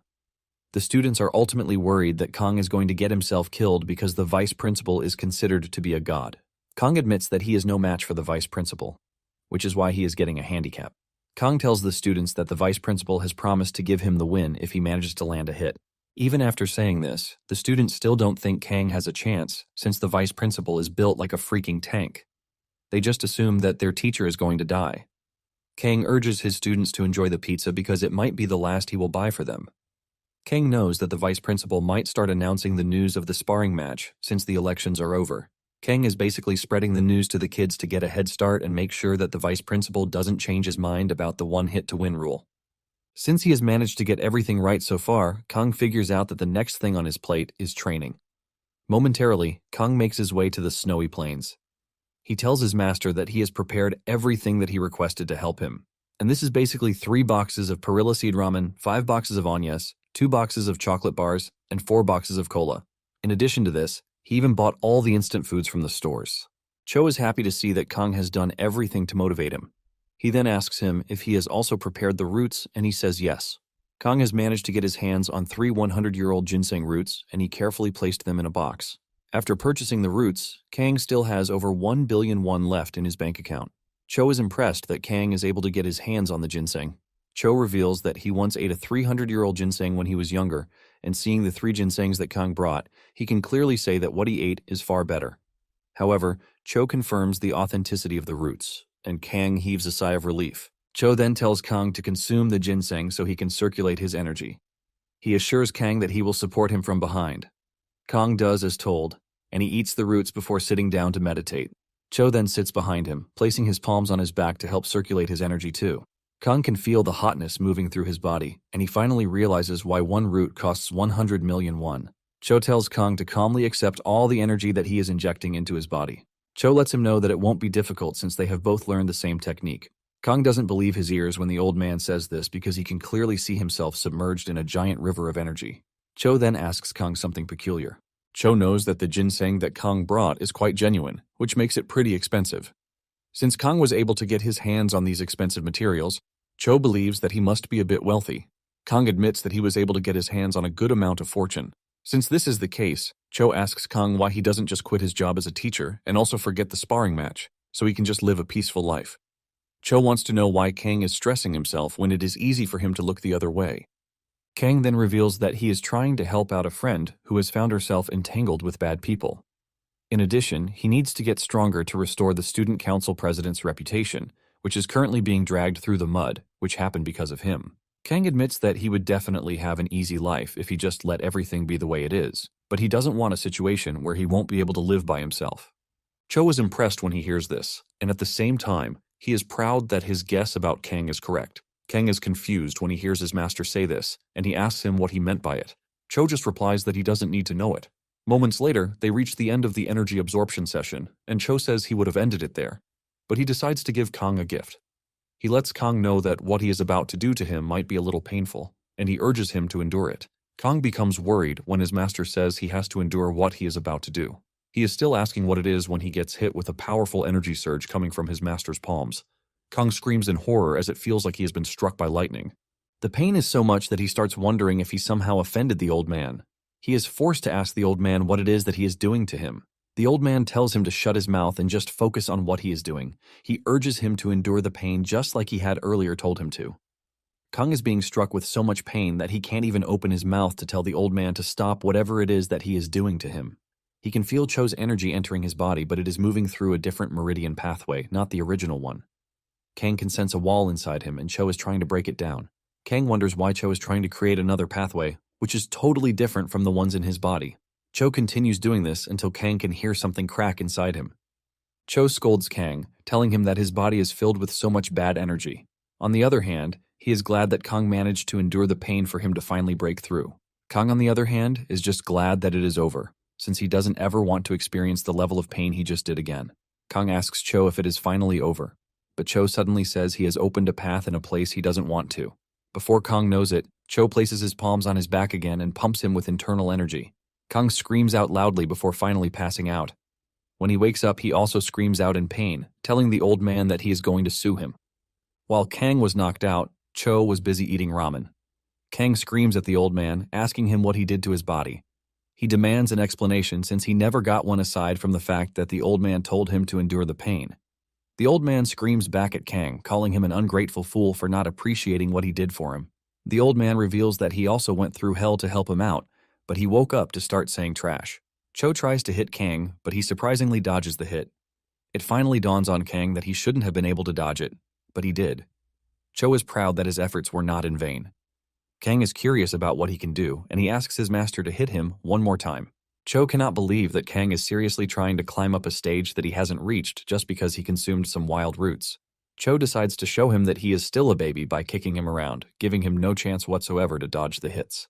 When Cho finally calms down to eat his ramen again, Kong asks him what he did to help him. The old man reveals that there was a bit of medicinal effect left, and he didn't want it to go to waste, which is why he added a bit of his internal energy to open up his dew meridians. Kang is shocked to hear this since he has heard of Ren and dew meridians before. Apparently, he could only circulate his energy through one path before his master helped him out, but after the master's help, he could circulate it through his entire body. Kang is happy to have opened the meridians, but in the novels he has read in the past, those who open them become extremely powerful. This pushes Kong to ask Cho if he has reached the level of a transcendent being. Cho laughs his heart out when he hears this. He tells Kong that he is barely just at the first-rate level of martial arts, but he is trying to jump over the peak level and move straight into the transcendental level. Kang argues that he went through something painful, but this earns him a punch to the head again. The old man tells him that he was the one who suffered, not him. The old man berates Kong for trying to skip levels just because he ate some roots. Kang then argues that the old man was the one who told him that the effects were great. Cho admits that the medicinal effects were good, which is why he was able to barely open the pathways that he did. However, if he plans to jump 2 levels ahead, he will need at least a 10,000-year-old snow ginseng or the heart of an imugi. Kang is blown away when he hears this, since the things the old man mentioned are impossible to find. Cho then tells Kang that he should be happy with himself because he is able to reach peak level. Kang then asks the old man if he now has what it takes to use Aura Blade, and the man replies that it depends on him. The old man asks him if the condition to win the duel is just to land a hit, and Kang says yes. He is determined to do this, which is why he procured the roots. However, Cho thinks Kang should be able to easily do that since he is the only martial artist left in the world. Kang urges the man not to use the said standard because S-rank hunters are not to be messed with. Cho then talks about how the elders in his days were all on a transcendent level, which makes it a high feat to acquire. Kang cuts his master off from his boring talks and suggests that they get down to training because all he needs is one hit. However, Cho scolds him for accepting the bare minimum. Cho lets him know that it is a disrespect for him to have accepted the deal to land just a hit, and he lets Kang know that he would have been pissed if he were in his shoes. Kang finally gets to think about it, and it starts to piss him off. He realizes that the offer was made by the vice principal, and he left himself at the standard set by the vice principal for him. Kang is finally fired up, and he tells the old man that he aims to hit the vice principal at least 5 times for looking down on him. Even with the 5 times, Cho is still not impressed. He gives Kang a 50% pass mark out of 100. Cho then tells Kang to follow him because he plans to make him reach the perfect score. Kang asks the old man why he didn't tell him about it sooner, and he says he didn't because it wasn't his martial arts. Kang is confused by this, and the old man explains that he met a lot of people in his younger days while wandering the plains. Among the people that he met, there were only 2 that he could call his close friends. He lets Kang know that the technique he is about to show him was used by one of them. Kang is surprised to hear this, and he asks Cho if friends have started sharing martial arts with each other. Cho debunks this and says there is no way to learn an art from a martial artist unless you are the master's disciple. Cho was only able to learn the technique because he faced his said friend a bunch of times. Cho reveals that it was a sin in the Murim to steal each other's martial arts, but since Kang is the only martial artist in the world, the rules don't apply anymore. Kang then asks Cho if the said friend was as strong as him. The old man reveals that he is not as strong as him, but he is basically a decent fellow. Cho mentions that his friend was able to cause him some worries with his techniques when he was still at the peak level, even though he was a level above him. Kang hears this and gets even more excited. Cho is also willing to teach him because he wants Kang to shatter the vice principal's pride. A week later, Seora calls a meeting with Kang. She informs Kang about the drug situation in the organization. Apparently, some of the drug warehouses have been raided in China and Japan. After telling Kang about the drug situation, she asks him if it is true that he wants to have a sparring match with the vice principal. Kang is surprised that the rumor has spread among the teachers too. He assumes that it is because of the pizza effect, but Seora lets him know that he is wrong. It turns out that the vice principal himself posted the information on the school group chat. Apparently, he lets the teachers know that the condition to be selected as the outstanding teacher for the semester will be a sparring match against him. He urges whoever is interested to file an application, but he lets them know Kang is already an applicant. Kang is shocked when he sees the information, and he assumes that the old man did this because he was worried that he might later turn down the sparring match. Seora asks him why he would do such a thing when the atmosphere in the school is already bad as it is. Kang is confused by what Seora is saying, and Seora mentions that one of the kids in her class came to her with a banged-up face. However, the kid refused to rat out who hit him. Kang then asks Seora if he was able to later find out who beat the kid up, and she says yes. She reveals that it is the worst bully in the middle school division, Lee Ji-seong. The moment she says the name, Kang chokes on his drink and spills it all on Seora. Kang cannot believe that he just heard the protagonist's name out of nowhere. Seora is fully bathed in coffee, and she is forced to ask Kang if he has had an encounter with Seong, which is why he reacted the way he just did. Kang lies, telling Seora that he merely choked on his drink. Kang then asks Seora what happened to Seong. Seora reveals that Seong's father is the CEO of Hwaseon Electronics, and his grandfather is the chairman of Hwaseon Group. Seora believes that his family pulled some strings to make everything disappear because the dude who was beaten up ended up looking like a fool. Seora is tired of the way Seong behaves in class, and she reveals that she definitely would do something about Seong if she could. Kang understands her pain because Seong, who ended up becoming the hero, is currently in his delinquent era.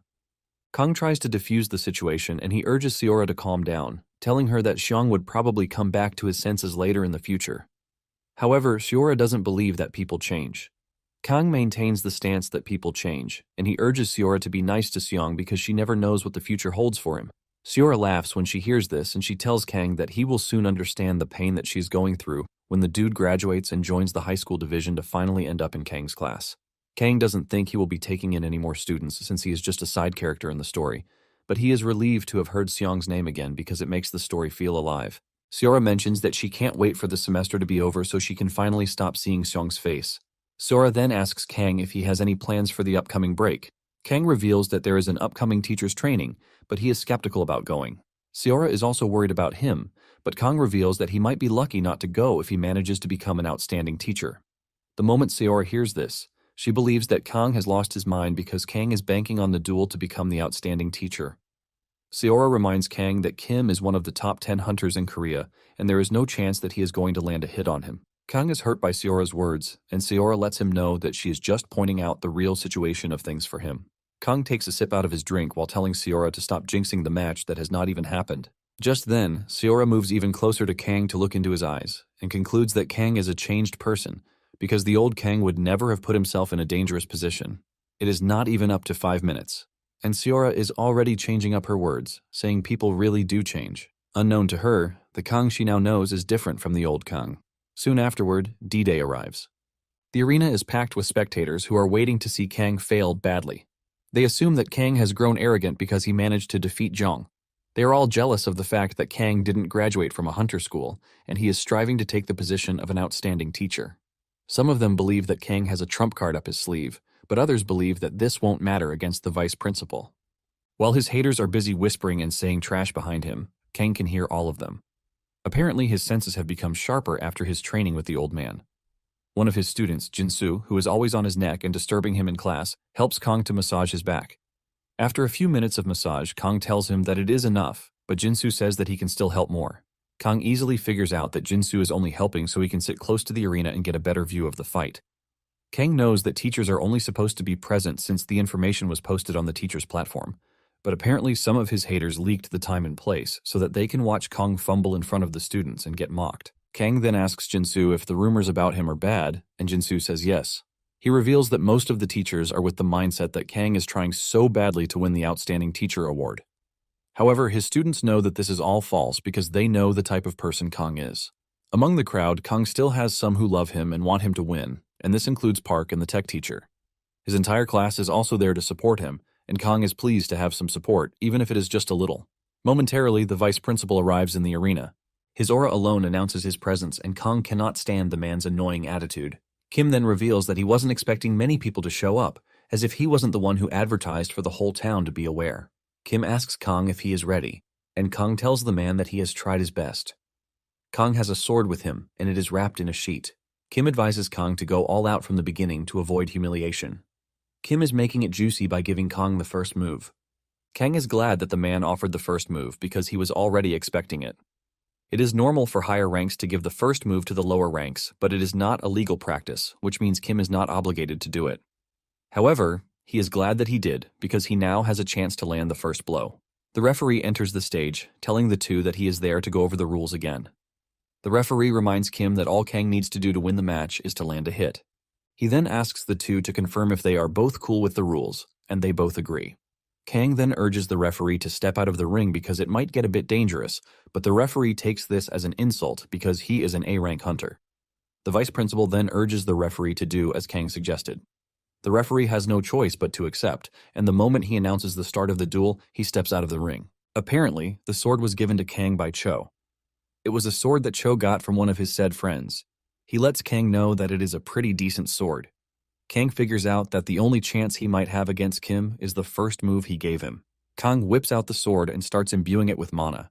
The twins are shocked to see Kang using an aura blade because aura swords are usually used by A ranks and above. Kang can sense that the students are impressed by what he just did, but the teachers are a different story. Even Kim is not impressed, and he asks Kang if the aura blade is all he has, but Kang says no. Kang expels more aura from his body that covers the entire area where he is standing. This shocks the teachers as Kang is basically tapping into a technique that is exclusive to S ranks. Even Kim is blown away, but he figures out that Kang has not fully mastered the aura blade because it is taking him some time to put it together. Kim tells Kang that he is free to attack, and Kang apologizes for keeping him waiting. Kang then raises his sword to gather more energy. It turns out that the technique he is using is the same one that Cho learned from his said friend. The technique is the Heaven Demon Sword Art. Kang's entire body is swirling with aura, leaving the spectators shocked. Before he unleashes his attack, he lets the vice principal know. The man braces up for Kang's attack, and when he unleashes, Kim starts getting pushed backward. Apparently, the technique was created by a legendary grand demon, the Heaven Demon, and this powerful dude is Cho's friend. Kang was shocked when he learned of this from his master. This is because he is pretty popular in martial arts novels, and anyone who reads them would know who the Heaven Demon is. He was the ruler of the demon sect, also known as the Heaven Demon Divine sect. He was one of the terrifying powers that served as a bridge between justice and evil factions. When Kang wrote his novel in his past life, the Heaven Demon was a popular arc in it. However, nowadays the Heaven Demon goes into fantasy worlds to slay dragons. Sometimes, he reincarnates into a modern world to become a gang boss. Basically, those who haven't read the novels have at least heard the titles. Cho admits that the Heaven Demon was quite popular in the martial world, but he never defeated him, even if it was once. Kang then asked his master who the second friend was, since he said he had two. Cho mentions that his other friend was a dude named Sambong, whose last name was Zhang. He narrates that he was always grumbling about Taiji and other unnecessary stuff. He is basically a Taoist, but Cho teases him, calling him a horseface, who only wanted to drink to death. Apparently, he started a sect too, and when Kang heard this, he froze in awe. Zhang Sambong was known as the founder of the Wudang sect, and he was also a grandmaster. By pouring aura into a blade, it produces a destructive technique. Kang then uses the Meteor Annihilation Demon Steel technique with the previous one he already did. Everyone is shocked to see this, and the teachers who are in charge of creating a barrier around the arena have their hands full as they were not expecting such an output of power from Kang. They can't believe that 2 layers out of the 3 barriers have been broken already. The teachers finally realize that they have been underestimating Kang. Even the referee realized that he would have been sent to the afterlife if he had stayed in the arena. They all come to the conclusion that his rank assessment is wrong, since there is no way a B-rank hunter will do what he just did. After Kang is done with his attack, he starts breathing heavily like a horse as he realizes that he has used up all of his aura. He knows that there is no chance on Earth that he would be able to use the technique twice. However, he left a destructive wave in his path. With the level of damage he did, he knows that monsters would have fallen to the ground like flies. However, he knows that the vice principal is a whole level of beast. As the dust slowly clears, the vice principal gradually emerges. His body is riddled with sword slashes, and Kang asks him to confirm if what he just did counts as a valid hit. The vice principal finds himself in a very delicate situation since he promised Kang just 1 hit, and he seems to have landed a hit. The vice principal is blown away because his body is bleeding, which has not happened in years. The vice principal admits that Kang is stronger than he gave him credit for because he never imagined that he could use the sword the way he did. Kang is pleased to see that no one knows about the technique since martial arts no longer exist. Kim then suggests that they engage in a proper match since the 1 hit that he gave him is over. Kang immediately protests against this, reminding Kim that he promised 1 hit, and he just did that. The vice principal starts to argue, and Kang reminds him again that he agreed to the terms himself. Kang knows that he doesn't have the strength to stay in the fight. With the 1 attack that he unleashed, he was able to create at least 10 holes in Kim's body, which is what he was aiming for. Kim admits that he promised him he would win if he lands a hit on him, but he lets Kang know that he hasn't done anything yet. Kang then argues with the man, reminding him that he willingly gave him the first move because he never asked for it. Kim then decides to play the pride card, reminding Kang that there are students watching the fight, and it wouldn't be nice for him to just back off while the kids are already cheering for him. Kang sighs in frustration since he knows that he is no match for Kim. But with what he has shown, he believes that no one would come to call him a fraud again. Since the vice principal has admitted that it was a valid hit, Kang urges them to wrap the fight up. Just then, the vice principal decides to use the loophole in the rules because he will be the one to say if it is a valid hit or not. Kim lets Kang know that he has a public image to uphold even though he acknowledges his strength. He tells Kang that the duel might be over, but he wants to have a proper match to enjoy themselves. Just then, Kim unleashes a golden aura from his body, and all injuries on his body immediately heal. Kang is shocked to see this, and it turns out that the vice principal used the super regeneration technique, which is considered an overpowered skill. Kang cannot believe that Kim Mandong is about to use his S-rank powers to trash him. Kang can sense that the people are not reacting well to what is happening, and he asks Kim if he would still like to keep going. Kim Mandong says he doesn't care because what he cares about is Kang's strength. Kang realizes that he has no choice but to accept because the challengers might just take him as a coward if he keeps refusing. Kang can feel his legs and arms shaking, but thanks to the pure energy running through his system, he starts recovering. However, he knows that he might not have the strength to use the aura blade again. Kang then puts up his sword to tell the vice principal that he is up for the fight. Kim takes a step forward and destroys the arena. Kang's mouth opens in shock and fear when he sees this. Kim suddenly disappears, and before Kang knows it, he has appeared behind him. The next thing Kang knows is a powerful punch hitting him in the face, causing him to pass out. And when he wakes up, he finds himself in the nurse's office.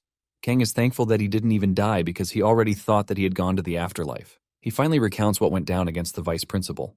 He remembers the vice principal appearing from his blind spot, and when the punch was coming toward him, he blocked with his left arm. However, this was still enough to send a terrifying wave of pain into his body, even though he infused his left arm with internal energy. Kang reacted to this and swung his sword toward the vice principal, and he managed to slash Kim's left arm. Even though it was very little, Kang could see that he had cut the man before he was knocked unconscious. Kang smiles like a villain because he was able to land a hit, and he knows that Kim will have nothing to argue about. Kang sees himself getting the training exemption already because he worked hard for it. Just then, the nurse walked into the room, telling Kang that he had been out for over 4 hours. With a bright smile, the nurse, Kim Seonhwa, lets Kang know that she is glad that he is finally awake. Kang is surprised to see the school nurse since she never appeared in the story. Kang thanks the nurse for her help and apologizes for stopping her from going home early. Kang tried moving his arm, but realized that it was moving like a vegetable. Seonhwa lets him know that the bones in his arm were totally shattered. However, she has healed it with magic, but it will take another 2 hours before he can start feeling his arm again. This is the first time Kang will be witnessing the healing ability that he has always read about in books. He thought it was a broken ability, but as he saw, he realized that it had its own downsides. Seonhwa mentions that she was asked by the vice principal to specifically look over Kang, and since she is staying in the dormitory, she sees nothing wrong with it. Kang smiles when he hears this, and he tells the lady that he is feeling better and she can return to the dorms.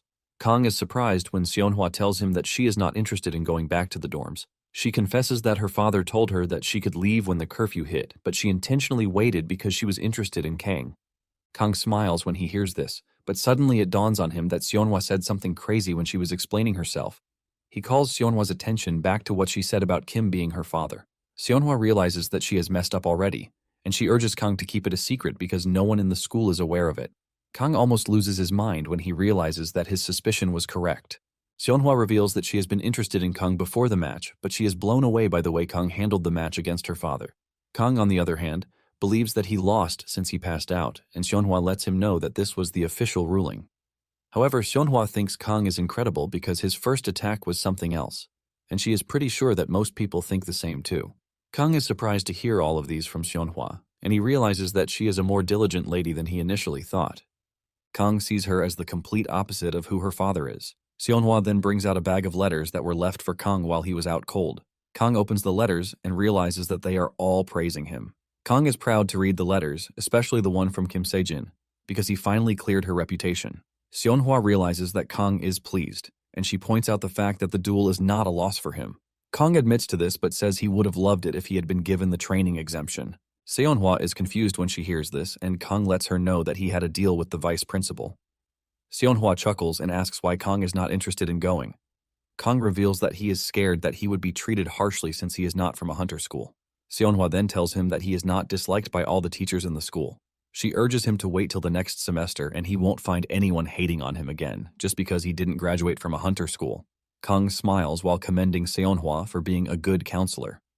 The two then agree to be friends, and in no more than a day, Kang recovers. The following day, he attended the end-of-semester ceremony where Kim kept his promise and announced that he was the outstanding teacher. One of the teachers protested against this, telling the vice principal that Kang didn't win the match. Kim Mandong was able to silence the teachers who disagreed with him by asking them to fight him in a duel. He reminds all of them that Kang was the only one who applied for the Outstanding Teacher Award, which is why he is getting it. After the ceremony, Kang notices a drastic change. Some of the teachers started acting nice to him, and they told him that they would be looking forward to working with him the following semester. When Kang returned to his class, his students informed him that they were going to the beach on Jeju Island for their break. They asked Kang if he would like to come with them, but Kang humbly rejects the proposal. Apparently, Kang has other plans for the vacation, and his plan involves Seonhwa.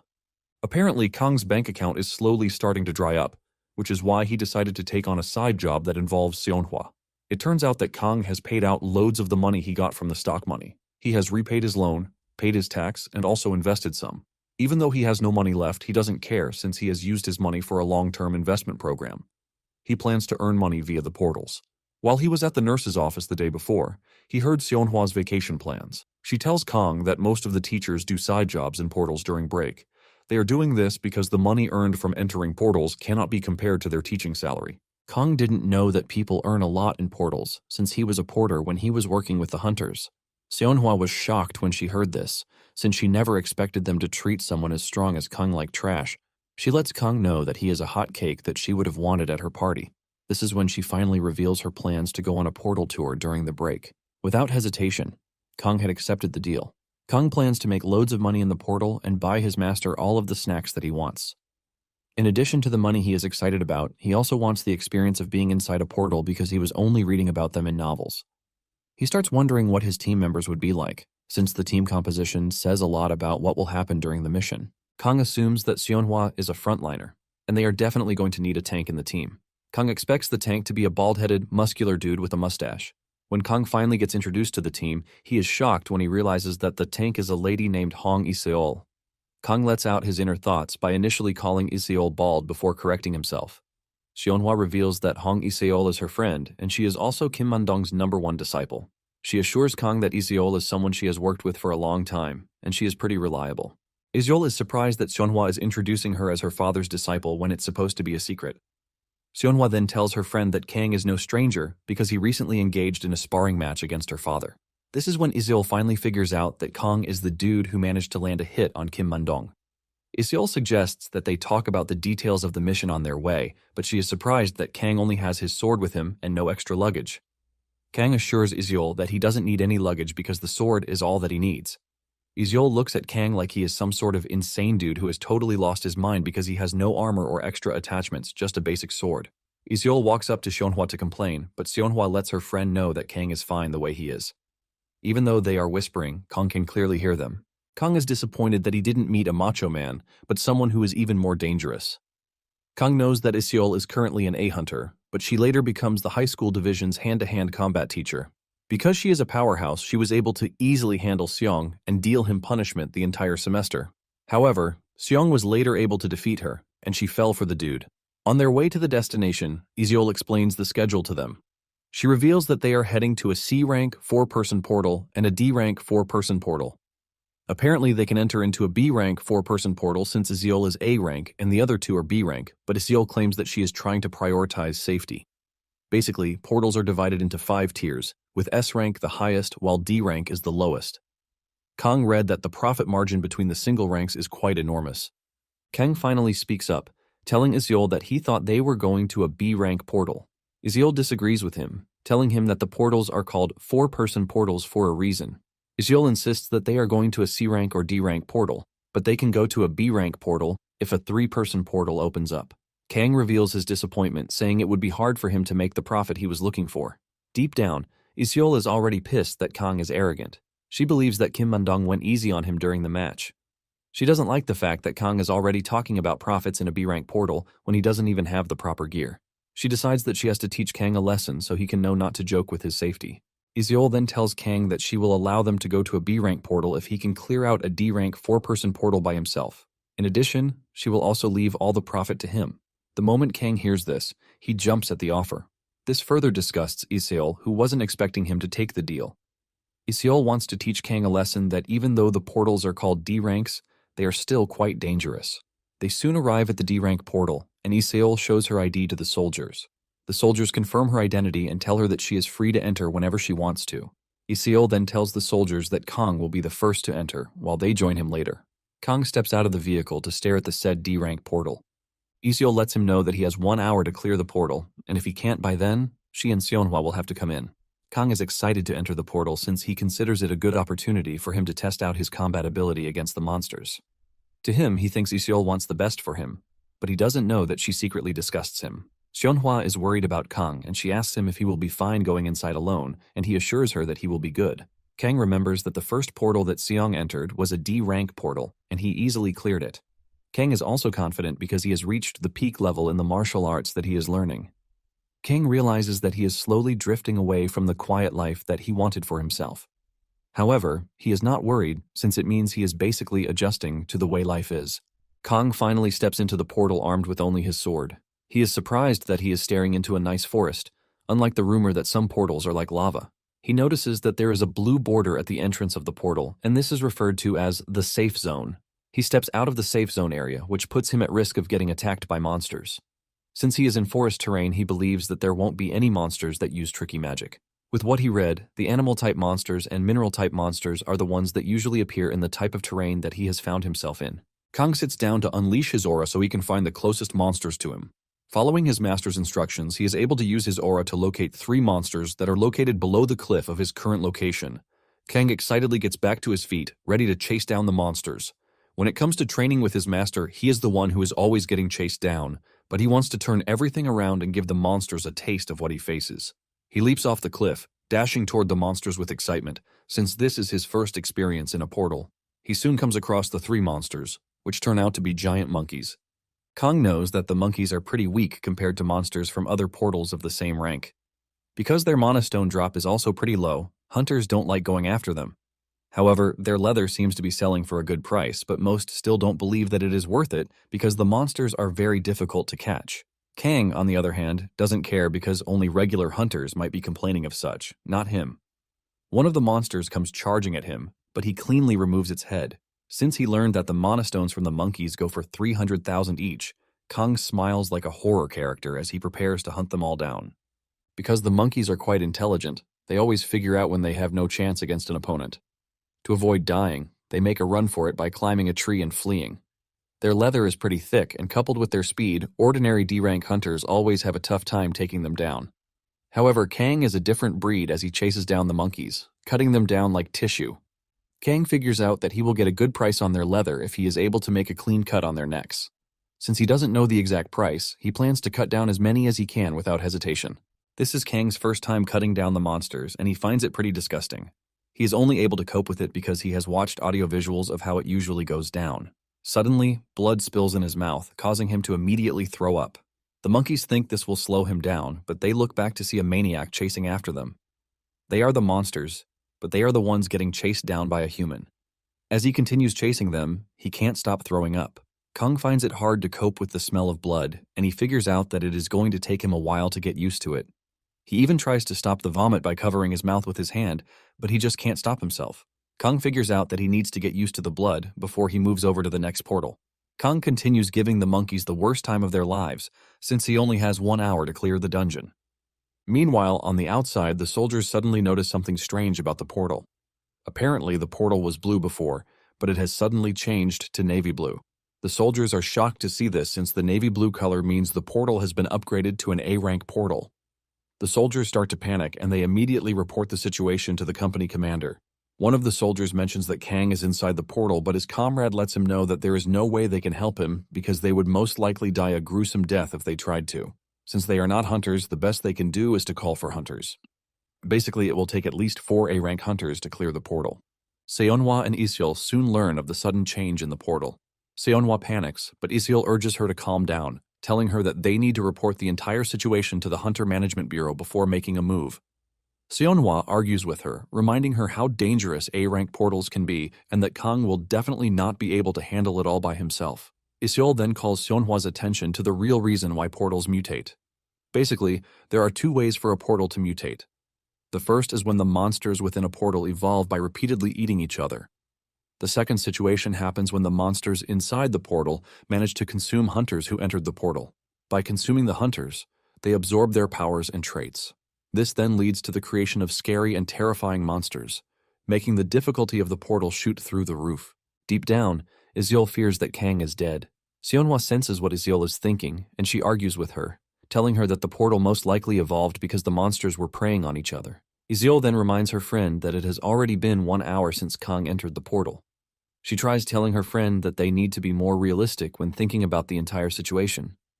However, Isil blames himself for what happened because she was trying to teach Kang a lesson. Since Seonhwa is insisting on entering the portal, Isil tells her to stay in the safe zone area while she looks for Kang. She is the faster one, so it is the obvious choice, but she lets Seonhwa know that she will knock her out if she fails to follow the order she just gave her. Isil then urges Seonhwa to run back outside in case things go wrong. The soldiers are surprised to see that Seonhwa and her friend are planning to enter the portal even though they know that the portal's condition has changed. One of the soldiers tries to stop them, but his colleague urges him to grant them permission to enter. He tells his colleague that Iseol is Kim Mandong's disciple, and she will definitely find a way out of the problem. While entering the portal, Iseol is worried that Kang might encounter the portal boss. This is a monster that takes at least 4 A-rank hunters to defeat because it is most likely a giant poison spider or a giant snake. In a worst-case scenario, it might turn out to be an ogre, called the Nightmare of the Forest. Seonhwa, on the other hand, is praying that Kang is close to the entrance so that they can find him easily. Unknown to them, Kang has gone really deep into the portal, cutting down the monkeys. He has killed at least 50 monkeys, but he has not seen any sign of him clearing the dungeon, and he easily figures out that it is a portal with a separate boss. Apparently, the sky in a portal turns yellow when the portal is cleared, and it vanishes after 12 hours. Kang initially sensed a powerful energy, and this is how he figured out that the portal probably has a separate boss monster. However, he still considers it weird since he is in a D-rank portal, and just as he suspected, a terrifying ogre appears before him.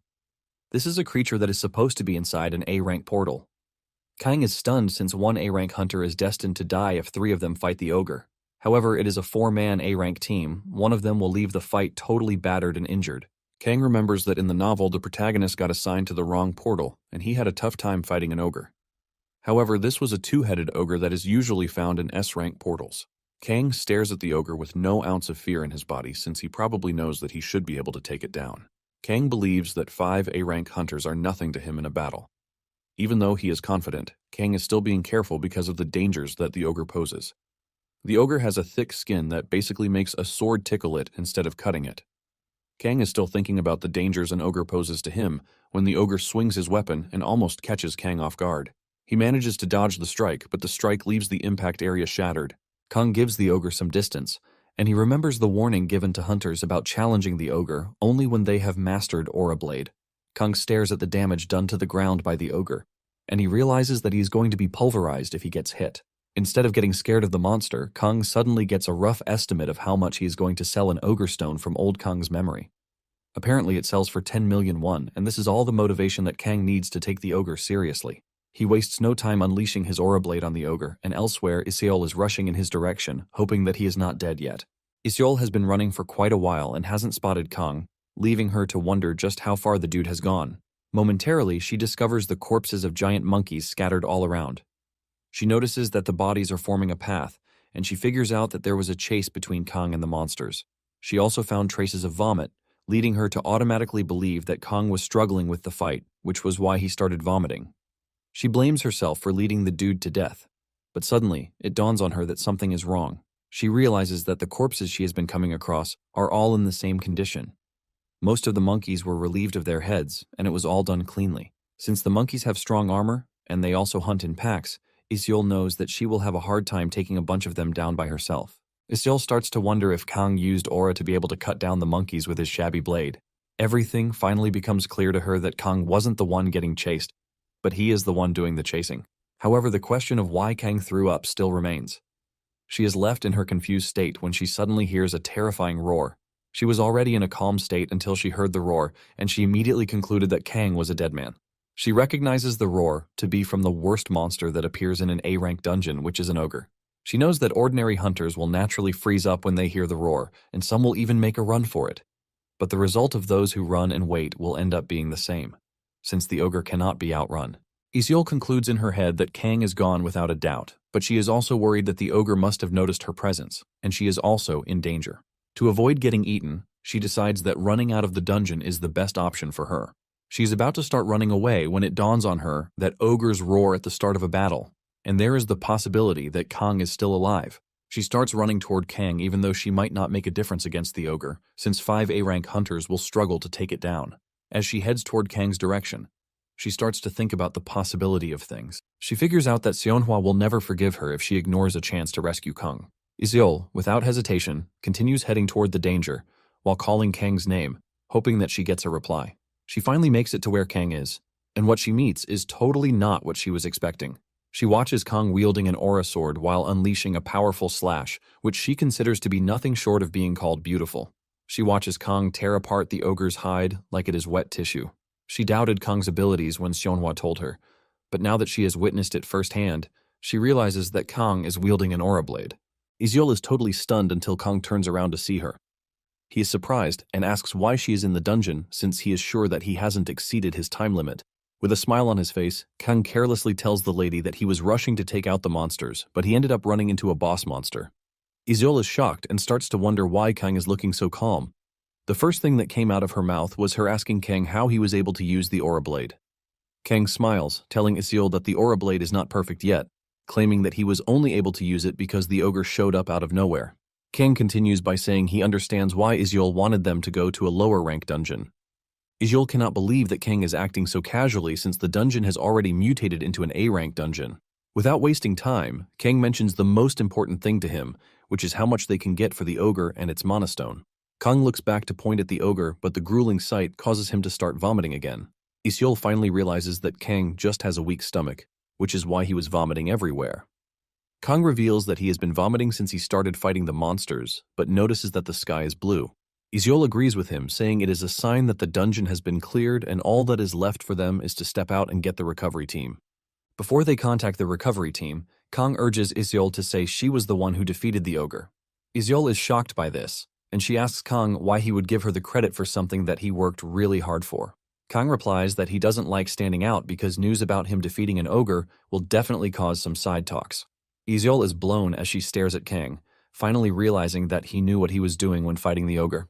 Just then, Iseol apologizes for the way she acted towards Kang without properly knowing what he was capable of. Since Kang is not willing to stand out, she believes that Kang has his reasons.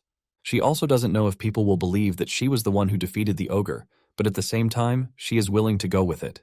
Iseol stretches her hand toward Kang, telling him that she is looking forward to working with him. With a bright smile, Kang says he is also looking forward to working with her. Iseol immediately withdraws her hand when she sees the disgusting state of Kang's palm. She just tells Kang that it is time for them to get their payment so that she can avoid anything that will make her shake the dude. With this, they successfully cleared a D-rank turned A-rank portal. Seonhwa is shocked when she sees the two coming back safely. Seonhwa wastes no time rushing over to hug Kang, while Iseol bows to apologize to Seonhwa. Kang was genuinely confused about what was going on until he heard the explanation from them that they believed that he had died because the portal had mutated. Kang is impressed by how they ran into danger to rescue him, which makes them loyal companions. Kang apologizes for stressing them out, and he also thanks them for coming in to rescue him. Seonhwa, with tears in her eyes, tells Kang that she is just happy that Kang is safe.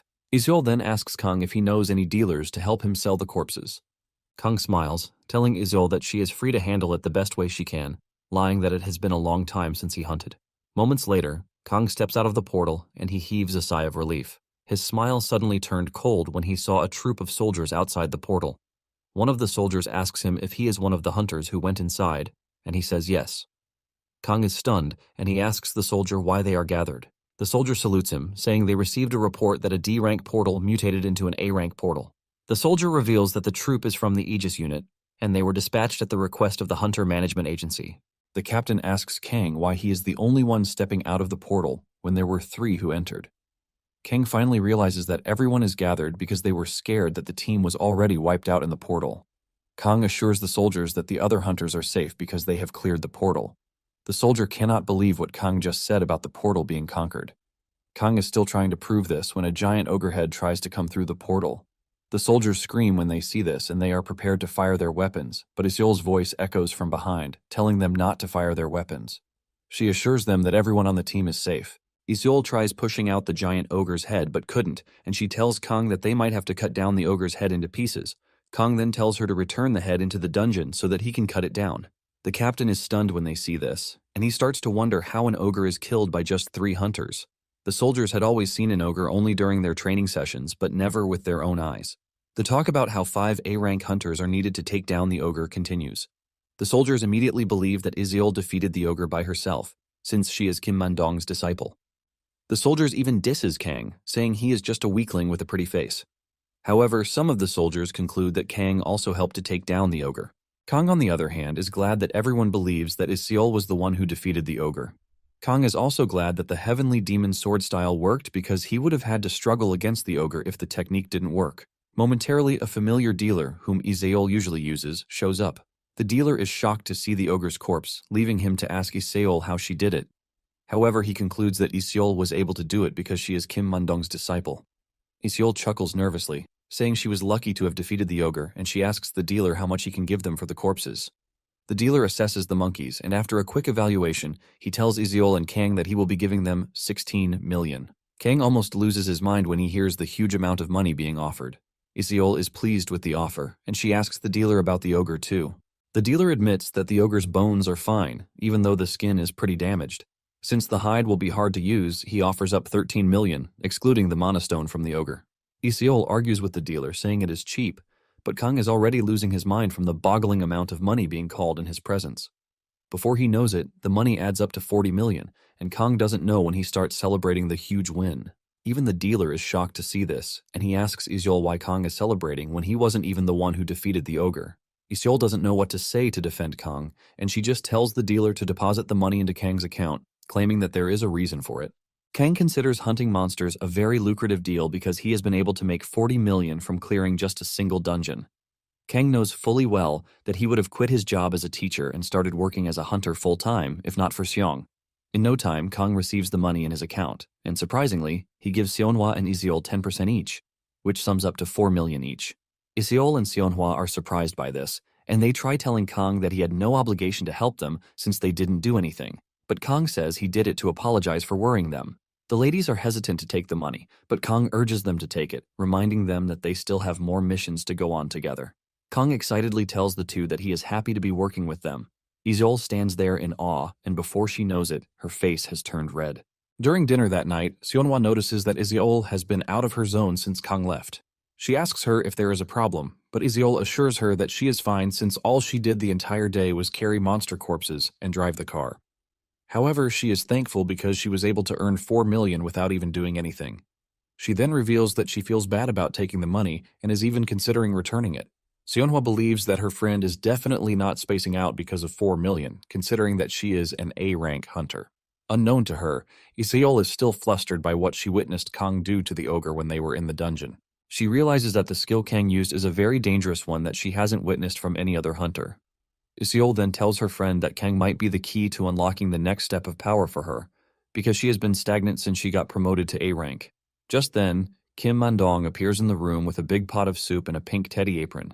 He reveals that he has heard the report about their expedition into the dungeon, but he knows that Iseol doesn't have the strength to take on an ogre alone. He suspects that Kang was the one who landed the final blow, and Iseol confirms this, saying no one would believe her since Kang is a B-rank hunter. She tells her master that Kang also doesn't want people to know his strength. Iseol then asks Kim Mandong about the open position of spearmanship at the school. Apparently, Iseol is interested in the position, claiming that she should be able to get the hang of it since she will be teaching kids. Iseol excitedly reveals that her guild contract is about to end, and she will resume teaching at the school as the spearmanship instructor. Meanwhile, Kang has gone to see his master to tell him how he was able to cut the vice principal's body, thanks to the techniques that he taught him. However, the old man just sits down to enjoy his ramen, while the dude talks about how he defeated the vice principal. Kang notices that his master is actually smiling even though he is trying hard not to show it. Cho then tells Kang that the vice principal is a pretty shameless person to have used a superior technique on someone who is lower than him. Kang then asks his master if his performance is worth 110 points, but the old man deducts even 20 marks, saying his performance is just 90 marks because he is an arrogant fool. Nonetheless, Kang bows to his master, thanking him because he was able to perform well in the duel thanks to him. Cho scolds Kang, telling him to reward him with some pork stew if he really wants to show gratitude. Kang then reveals that he didn't come empty-handed. He mentions that he brought something that he planned to give to him before his fight with the vice principal. But circumstances changed. Kang reaches into his bag and brings out textbooks that are used for studying the language in the outside world. Kang was able to do this since Cho was curious about the changes that had occurred in the outside world. Cho is impressed that Kang had the insight to think of such. Just then, he notices an unusual book, and he calls Kang's attention to it.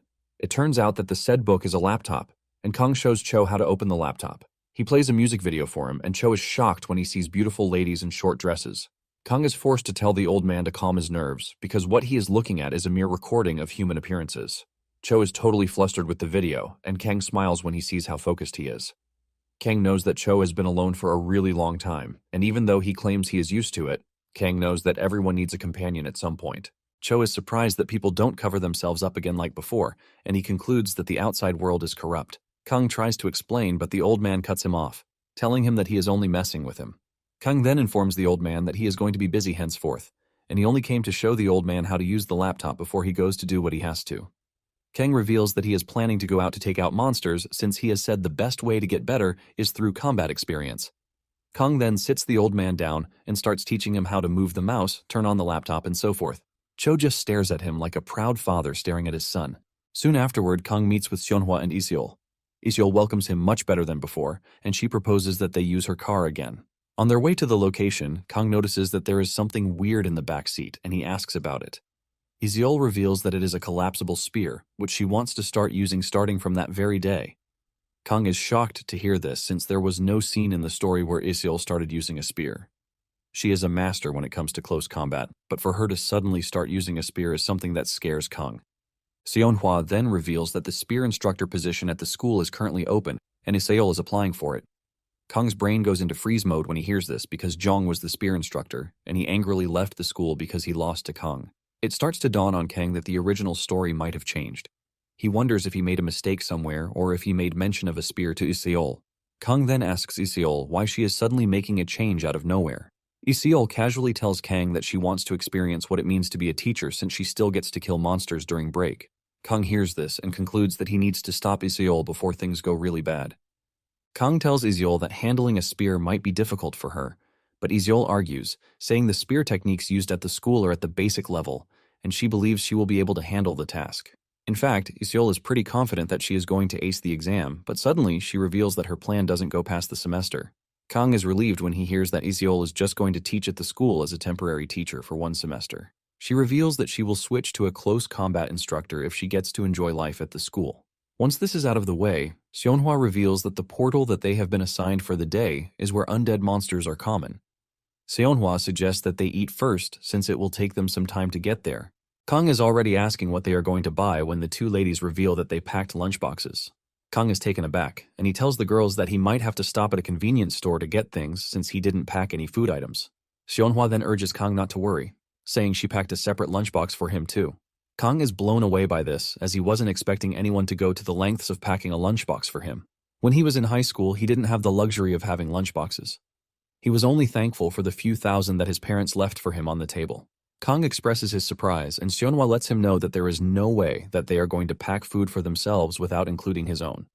Seonhwa then mentions that she saw a park on the map and she suggests that they eat there. Kang lets them know that he has no objections to the plan since anywhere is fine by him. The group soon sits down to enjoy their meal, and after they are done, they head into the portal. Just as expected, they meet undead monsters. Seonhwa stays at the rear, buffing up her teammates while Kang and Iseol crush the monsters. This continues for several days as they visit other portals, clearing them out with ease. After one of their missions, Iseol receives an unexpected call, which turns out to be from her uncle. Apparently, her uncle needs her for an urgent mission concerning an A-rank portal, which might span across 1 week. Iseol turns to her teammates asking them if they are available, and Kang, being the bright dude he is, wastes no time accepting to go with her. Kang realizes that he is just about to receive a major turning point in his second life. Once Iseol has gotten the consent of her teammates, she tells her uncle that she will call back after she has adjusted her schedule. After dropping the call, Kang asks her what the problem is, and he lets her know that she is free to share because he is ready to help if it is within his power to do so. Iseol says she is relieved to have Kang by her side, but she mentions that it is a matter of time and long distance. Kang is still confused about this, and Seonhwa mentions that Iseol's uncle is the guildmaster of the High-Rank Guild, located in Jeju Island. Iseol reveals that there were some casualties at an A-rank portal, which has left them short-staffed. Because of this, he wants them to come over to help for a week. Iseol assures Kang that all the logistics materials will be provided. Excitedly, Kang lets Iseol know that he would help even if the logistics are not provided. Seonhwa is also excited to help, and she tells the two that she will be in charge of cooking and magic. Iseol thanks Kang for his kind gesture and assures him that she will buy him every delicious food that he wants once they return. Iseol then asks if they can leave the day after tomorrow, and Kang agrees to this, since they are going to need a day's rest. When Kang remembers that his students are on Jeju Island, he wonders if there is a way that they are going to meet once their schedules align. The following day, Kang starts packing everything that he needs for the journey. Just then, it dawns on him that he might not be able to board the plane with his sword. At the same time, he gets a call from Seora, and Kang believes that it is the perfect timing since he can ask about the sword. Seora is shocked that Kang picked up the call once, and Kang reveals that he is taking a break from the portals. He then asks Seora if there is a way that he can get his sword on a plane. Sora initially tells Kang that he is crazy before telling him that he can show his hunter's license at the airport, and his sword will be treated as luggage. Seora then tells Kang that she was actually calling about Kang's license. She reminds Kang that it is time for him to renew his license. She urges him to hurry and renew the license because he won't be able to teach at the school the following semester if he doesn't. Kang picks up his license and realizes that Seora is actually right because he has just a month left on the license. Kang wonders how Seora knows this, and Seora confesses that she was contacted by Antas some days ago. She says it was a regular call, but his name ended up coming up. Kang is surprised that Antas is still talking about him, even though he has parted ways with them. Seora then reminds him that he has gotten quite popular thanks to his recent activities. Kang is surprised that Antas knows about all of these, even though he is being careful. Seora lets him know that Antas's influence reaches everywhere, and some of the challenge letters he received were also from Antas's agents. Seora lets Kang know that Antas is currently short-staffed, and because of this, they are looking to recruit Kang again. Apparently, they have even told Seora to lure Kang back in by deceiving him that she has accepted his proposal, but she reveals that she made an excuse to avoid it. Seora assures Kang that Antas won't be disturbing him again for some time. However, Kang is more interested in how she was able to get them to back off. Seora is hesitant to tell Kang, but he assures her that it is fine. Seora confesses that she said something really disgusting, and this is that Kang stole her socks so he could smell them. Even though the lie was really disgusting and demeaning, Kang didn't mind as long as he got off Antas's radar. He even thanks Seora for the assistance. The next day, Kang meets with Seonhwa and Iseol at the airport.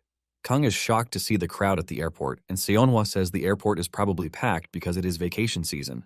Iseol tells Kang that the injured hunters will soon return to work, and if they are able to work hard for a few days, they will also have some time on their hands to play. Once they landed, Iseol's cousin Hong Yesul met up with them. Hong Yesul happily welcomes them, and she appears to be an enthusiastic girl, a completely different person from Iseol. She even gets along well with Seonhwa rather than her own cousin. After she is tired of shenanigans, Iseol tells Yesul to greet Kang. Yesul walks over to Kang, and she reveals her shock that Kang is just a teacher, since he is built more like a celebrity. After they are done with the whole greeting, Yesul tells them that she is going to explain the details of the mission to them as they head to the guild. Yesul explains that in the past week, loads of forces from the guild were deployed to an A-rank 10-person dungeon. However, 3 ogres appeared during the dungeon raid. In the end, the hunters managed to clear the dungeon, but one of them died in the process. However, the vice master of the guild and all team members with him were all injured.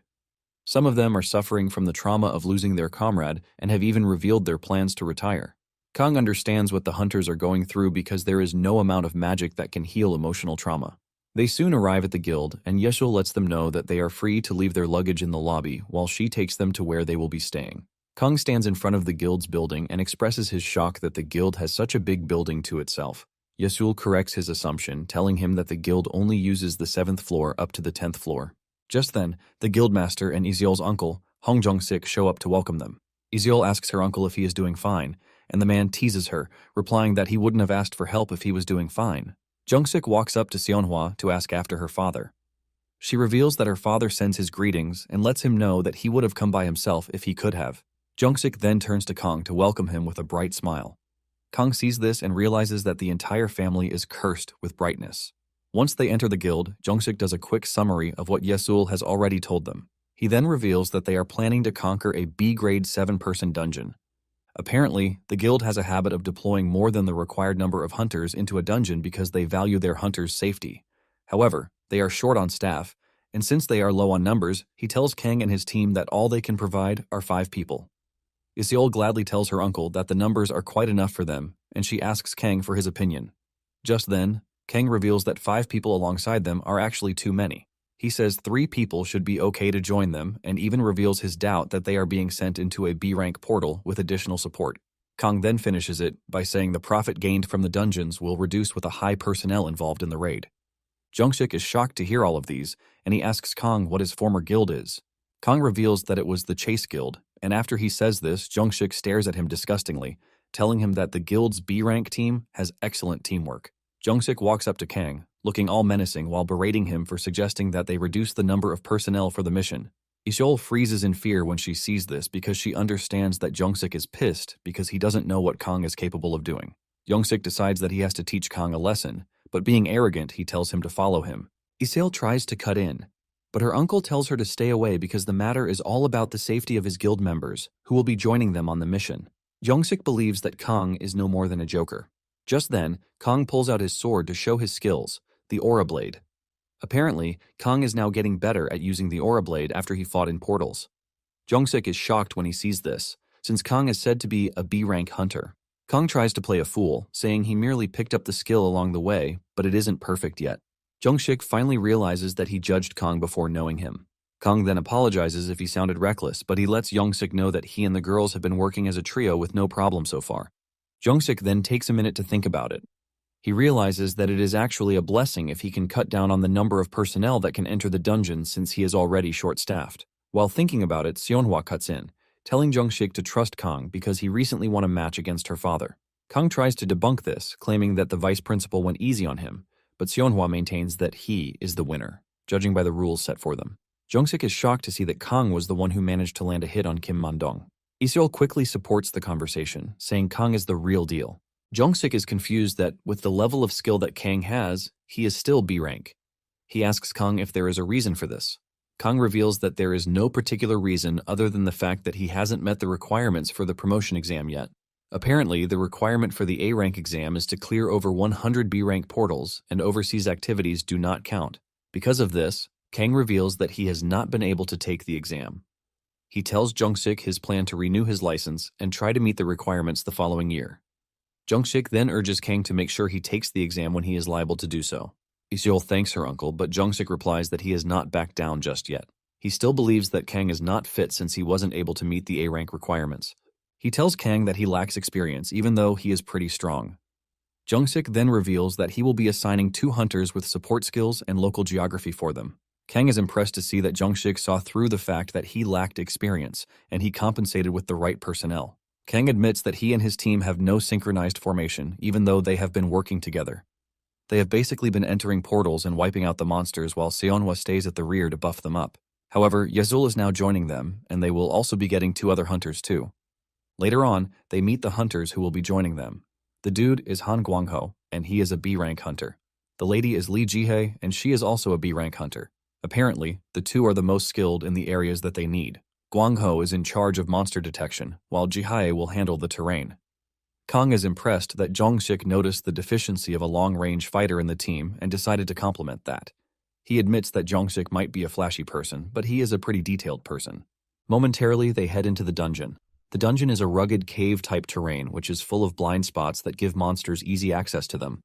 The monsters present in the cave are also big red mice. Basically, the portal was postponed because it was pretty difficult. Guangho suggests that they run the dungeon for just 2 hours, and Kang agrees to this. Moments later, Jihye notices a monster behind her, and before she can pull her bow and arrow to take it out, Kong has already slashed the monster down. With just 1 strike, he slices the mouse in half. Kong is disappointed by the appearance of the mouse because he had pictured something more funny in his head. While Iseol and Kong are talking about the mouse and the appearance, Jihye is still stunned by what happened. She realized that Kong was able to sense the monster faster than a B-rank detection, and not only that, he took down the monster without using mana. Seonhwa then asks Kong if there are more monsters in the cave, and he says yes, saying he can sense a bulk load of them in the area. Guangho then asks Kang if he also has detection skills, and Kang says yes, assuring the team that he will also provide cover. Jihye and Guangho are surprised to hear this, and it finally dawns on them just how amazing Kang is, which is why he reduced the party numbers. 2 hours after entering the portal, Guangho and Jihye find themselves chasing after Iseol and Kang. The 2 have run down the monsters ahead of them and have even cleared the dungeon before they know it. Jihye is forced to ask Yasul if Kang is really a B-rank hunter. Yasul says he is, but she also doesn't know him well. Yasul reveals that Iseol was the one who brought Kang, and she mentions his full name. Guangho hears his full name and realizes that he actually knows Kang. Guangho remembers challenging him to a duel once, but seeing what Kang is capable of now, he is thankful that he didn't fight Kang. Yasul then tells her friends that they will probably be walking home empty-handed since they didn't do anything during the raid. Suddenly, they hear Kang talking about how they are going to share the profit evenly. Yasul and the others remind Kang that they didn't do anything, but Kang says he doesn't mind. After all, they won't have been able to enter the dungeon without meeting the required number of hunters. He lets them know that he appreciates the fact that they trusted a stranger. Guangho realizes that Kang is genuine with his gift, and he rushes over to hug him like a brother. With this, the team continued carrying out several expeditions on the island. At the same time, Kang's students on the island have gotten the idea that he is on the island, and they have started texting him, telling him to come and meet up with them. On the third day of the expedition, Guangho and the extras in the team talk about how lucky they are to have Sonhwa, Iseol, and Kang on the team, because they have been the ones doing all the work. After coming out of one of the portals, Seonhwa reminds Kang that he has an appointment. Kang reveals that he wants to meet up with his students, who came to Jeju for a vacation trip. Since he is covered in blood and monsters' dirt, Seonhwa advises him to wash up before going. Kang is glad that the team is already getting used to each other, and things are probably going to become easier the following week, since the injured hunters will be returning. Guangho then asks Kang if he needs a car to go see his students. Kang says there is no need for this since he plans to take a taxi, but Guangho insists that he take his car, since this is the least he can do to help. Kang takes the car, and while he is on his way to meet the students, he puts a call through to them. The students are excited that their teacher is finally coming to meet them. He asks them if they need anything while also asking if they are all together. Jinsu reveals that one of the twins, Onseo, came down with a fever, and she stayed back at the inn. Jinsu reveals that they will be back at the inn in an hour, and Kang lets them know that he is fine with the timing. When he asks them again what they want, they start screaming a whole bunch of stuff on the phone, and Kang is forced to drop the call. However, he heard that they wanted beef, and he decided to stop by the supermarket to grab some drinks and snacks for the kids. Just then, he notices that there is bad traffic on the highway, leaving him to wonder what might be wrong. He comes across a checkpoint, but instead of police officers, he realizes that there are soldiers there. He then asks one of the soldiers what happened and why there is bad traffic. The soldier reveals that a monster escaped during a raid near a dungeon close to the area. Apparently, the hunters sent to contain the monster failed to contain it, which is why they are locking down the entire area. Kang doesn't think too much of it before he suddenly realizes that Unseo is at the inn. Kang asks the soldier about the range of the lockdown, and he reveals that the entire district is on lockdown. Kang is asked if he is a resident inside the lockdown region. He says no, but he has someone in the inn located in the area. The soldier then suggests that he call Onseo. After a few seconds, Onseo picks up the call. With fear in his voice, he asks Onseo where she is. Onseo reveals that she is at the inn, and Kang urges her to carefully listen to what he is about to tell her. He lets Onseo know that a monster escaped from a nearby portal and that almost everyone has evacuated the district. Kang urges Onseo not to leave the inn since the entire area will be quiet. The soldiers mention that the monster that escaped is the Shadow Reaper, and Kang knows just how dangerous the Shadow Reaper is. Basically, the Shadow Reaper is a B-rank dungeon boss monster. It possesses stealth abilities and a considerable amount of power, which makes it a tricky beast to face. Kang repeats his instruction, telling Onseo not to leave the inn no matter what, so the Shadow Reaper doesn't see her. Just then, Onseo asks her teacher if the Shadow Reaper carries a large scythe and also wears a black robe. Kang confirms this, believing that Onseo paid attention in class. However, Onseo tells him that he is wrong because for some reason he is basically staring at the Shadow Reaper. Onseo then adds that it is going to be hard for her to avoid the monster. Kang gets more upset when he hears this, as he asks Onseo for more details. Onseo then tells the teacher that she is not the only one in the area. It turns out that there are some kids hiding behind a car who failed to evacuate when everyone was leaving. The Shadow Reaper is right behind the car where the kids are hiding. Out of fear, one of the kids makes a tiny sound, catching the attention of the Shadow Reaper. The Shadow Reaper raises its scythe, ready to slash the kids, but Onseo hits it with an energy blast to get its attention. Onseo immediately tells Kang that he needs to get to her and fast.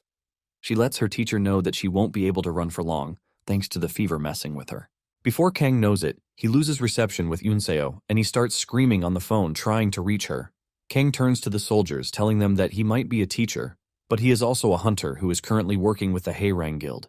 He asks the soldiers if there is a way for him to get through the traffic. Since he is a hunter, the soldiers let him know that he is free to move past, but since the traffic is really bad, he might have to wait till the cars ahead of him move out of the way. Instead of waiting around for the cars ahead of him to move, Kang spots a route in the bush beside him, and he points to it to let the soldiers know that he is willing to pass there. Meanwhile, Guangho and the team are having fun after a successful expedition in the dungeons. Guangho is enjoying cups of beer, and he invites Jihei, who reluctantly accepts even though she doesn't drink beer. She claims that she was really thirsty for anything because of the 3-day marathon. Guangho is also glad that Kang is helping out because he will be able to pay off his car loan in no time. He even sees himself getting rich in no time. Apparently, he bought the car with a 36-month installment plan, and because Kang is helping them clear the dungeons faster, he knows he is going to earn a lot. Guangho believes that Kang will also be with his students. But unknown to him, Kang has turned his car into an off-road vehicle as he uses it to clear a path through the rough terrain. At the same time, Onseo is trying to get away from the Shadow Reaper that is now after her life. She remembers what Kang told them in class about avoiding the urge to be a hero because it might end up causing more problems. Back then, Unseo had asked what they could do in situations where they had no choice. Kong told them to assess their surroundings, and after this, they should try to make a run for it. Unseo questions why they need to assess the surroundings when they are going to run away in the end. Kong replied that this is to help them know exactly where to run to increase their chances of survival. Kong also has a thing for making the students run every single day without fail. Unseo and the others have always questioned his decision to make them run every day. But now that she's in a tight spot, trying to get away from the Shadow Reaper, she realizes that Kang has been trying to prepare them for situations like this. She narrowly missed death, which is thanks to Kang's teachings. Unseo moved just at the right time to avoid being impaled by the monster's scythe. Unseo knows how dangerous Shadow Reapers are, and she considers her little escape a miracle. While standing in the distance, she sees the kids that she just helped, and this makes her remember why she wanted to become a hunter in the first place. Initially, she joined the hunter school because her sister came too. Her sister was shocked the day she found out that Unseo came to the hunter school because of her. Her sister then reminds her of something that she had forgotten since she was a kid. Apparently, when they were younger, Unseo watched documentaries about people who lost their families to monsters. Moved by this, Unseo mentioned that she wanted to become a hunter to help prevent such an occurrence from happening. Unseo doesn't remember it, but her sister does. This was why Unseo's sister also decided to become a hunter, in order to protect her younger sister. Unseo knows that she would have had the time to escape if she had ignored the kids, but she knows she won't be able to face her sister when she returns home. Unseo screams at the kids to get to the nearest shelter while she lures the monster away. Suddenly, Unseo notices that the monster has disappeared. Unseo immediately stops to assess the situation, and this is when she remembers that the Shadow Reaper is feared because of its elusive nature. Before she knows it, the Shadow Reaper appears behind her. Unseo is already caught in the monster's shadow, and there is no escape for her. She can only watch as the Shadow Reaper raises its scythe, ready to decapitate her. At that moment, Kang appears in the distance, driving recklessly toward them, and he hits the Shadow Reaper with the car. 3 minutes earlier, Kang was tracking down Unseo's position using his Kai. Using his ki, he is able to determine the figures that are humans, and the particular figure that is the monster. Kang believes that nothing serious will happen to Unseo since she appeared in the original story. However, he remembers that some things have not been adding up. Things like Seora leaving Antas or Iseol's decision to join the school. Kang believes that the actions he has taken so far might cause a butterfly effect, which can make Unseo's fate become unpredictable. Not ready to accept this reality, Kang stepped on the gas and focused his ki to track down the monster. The moment he locked onto the Shadow Reaper, he pushed the car to its limit as he cut through the trees, and he hit the Shadow Reaper with the car. Kang jumps out of the car and heads straight for the Shadow Reaper. He is pissed that there is a monster trying to hurt his student. He hits the Shadow Reaper with so much anger that it throws it to the ground. Kang looks like a scary villain before finishing off the Shadow Reaper with just his bare hands, which he infused with a devastating energy blast. Unseo witnessed this, leaving her totally stunned. Kang ends up in the water beside them alongside the Shadow Reaper's dead body. Kang finally emerges from the water, heaving a sigh of relief that he made it just in time to save his student, because she definitely would have been done for if he had arrived just a minute later. Kang climbs out of the river, casually asking Unseo if she is fine. Before he knows it, Unseo jumps into his arms with tears in her eyes. Kang realizes that the girl must have been really scared, even though she stood up for the kids. Kang urges her not to cry since she wasn't hurt anywhere. Unseo then reminds Kang of the car that has ended up at the bottom of the river. Kang pats her on the head, telling her that it is just a car. The only thing is that he is glad that she is safe. Meanwhile, the car owner is sleeping soundly in his room, not knowing that his car is totally wrecked. Momentarily, the news about the defeat of the Shadow Reaper spread quickly, thanks to the kids who ran to report it. In no time, several vehicles from the military, medical staff, and the like arrive on the scene. Kang and Unseo sit behind an ambulance, and Kang asks Unseo if she will call her parents, but Unseo says no because they might just make her come back home and end the trip. Kang understands where she's coming from, and he commends her for being a hero. However, he is worried that she could have been hurt, but Unseo reminds her teacher that he saved her. Kang then teases her, asking her what she would have done if he had arrived even a minute late. Unseo then decides to taunt her teacher with his handsome face. Unseo jumps out of the back of the ambulance, telling Kang that she will be seeing him at the inn later. She thanks him for the help, and before Kang can stop her, a police officer shows up. The police officer informed Kang that they have recovered the Reaper's corpse. The police then ask Kang which guild he is working with, and he reveals that he is just a teacher at the hunter school. The police officer is impressed to hear this, and he salutes Kang, telling him that things would definitely have gone south if he hadn't killed the Shadow Reaper. Kang doesn't think it is something that requires much appreciation, but the police officer lets him know that it does, and he urges Kang to follow him to the police headquarters so he can write a report on what happened. He assures Kang that it won't take long, and Kang agrees to it. Kang heads to the headquarters thinking everything will be fast. But before he knows it, he finds himself talking to the governor, the police chief, and even the guildmaster who allowed the monster to escape. Kang cannot believe that they interviewed him separately when they could have done it all at once. Kang's mood changes for the better when he learns that he is going to be compensated for what he did. Apparently, the guild that mismanaged the monster promised to pay for the Shadow Reaper corpse and also give Kang a reward. In addition to this, they said they would buy a new car for Guang Ho because his car was wrecked. In all of these, the governor also reveals his plan to put together a Righteous Person award for Kang. Kang wants the money but doesn't want the award. The governor tries to convince him that he deserves the award since he did well. Kang is trying to avoid the award because he knows that this will put him on Antis's radar. Since the governor is insisting, he tells the governor to give the award to Unseo, since she risked her life to lure the monster away.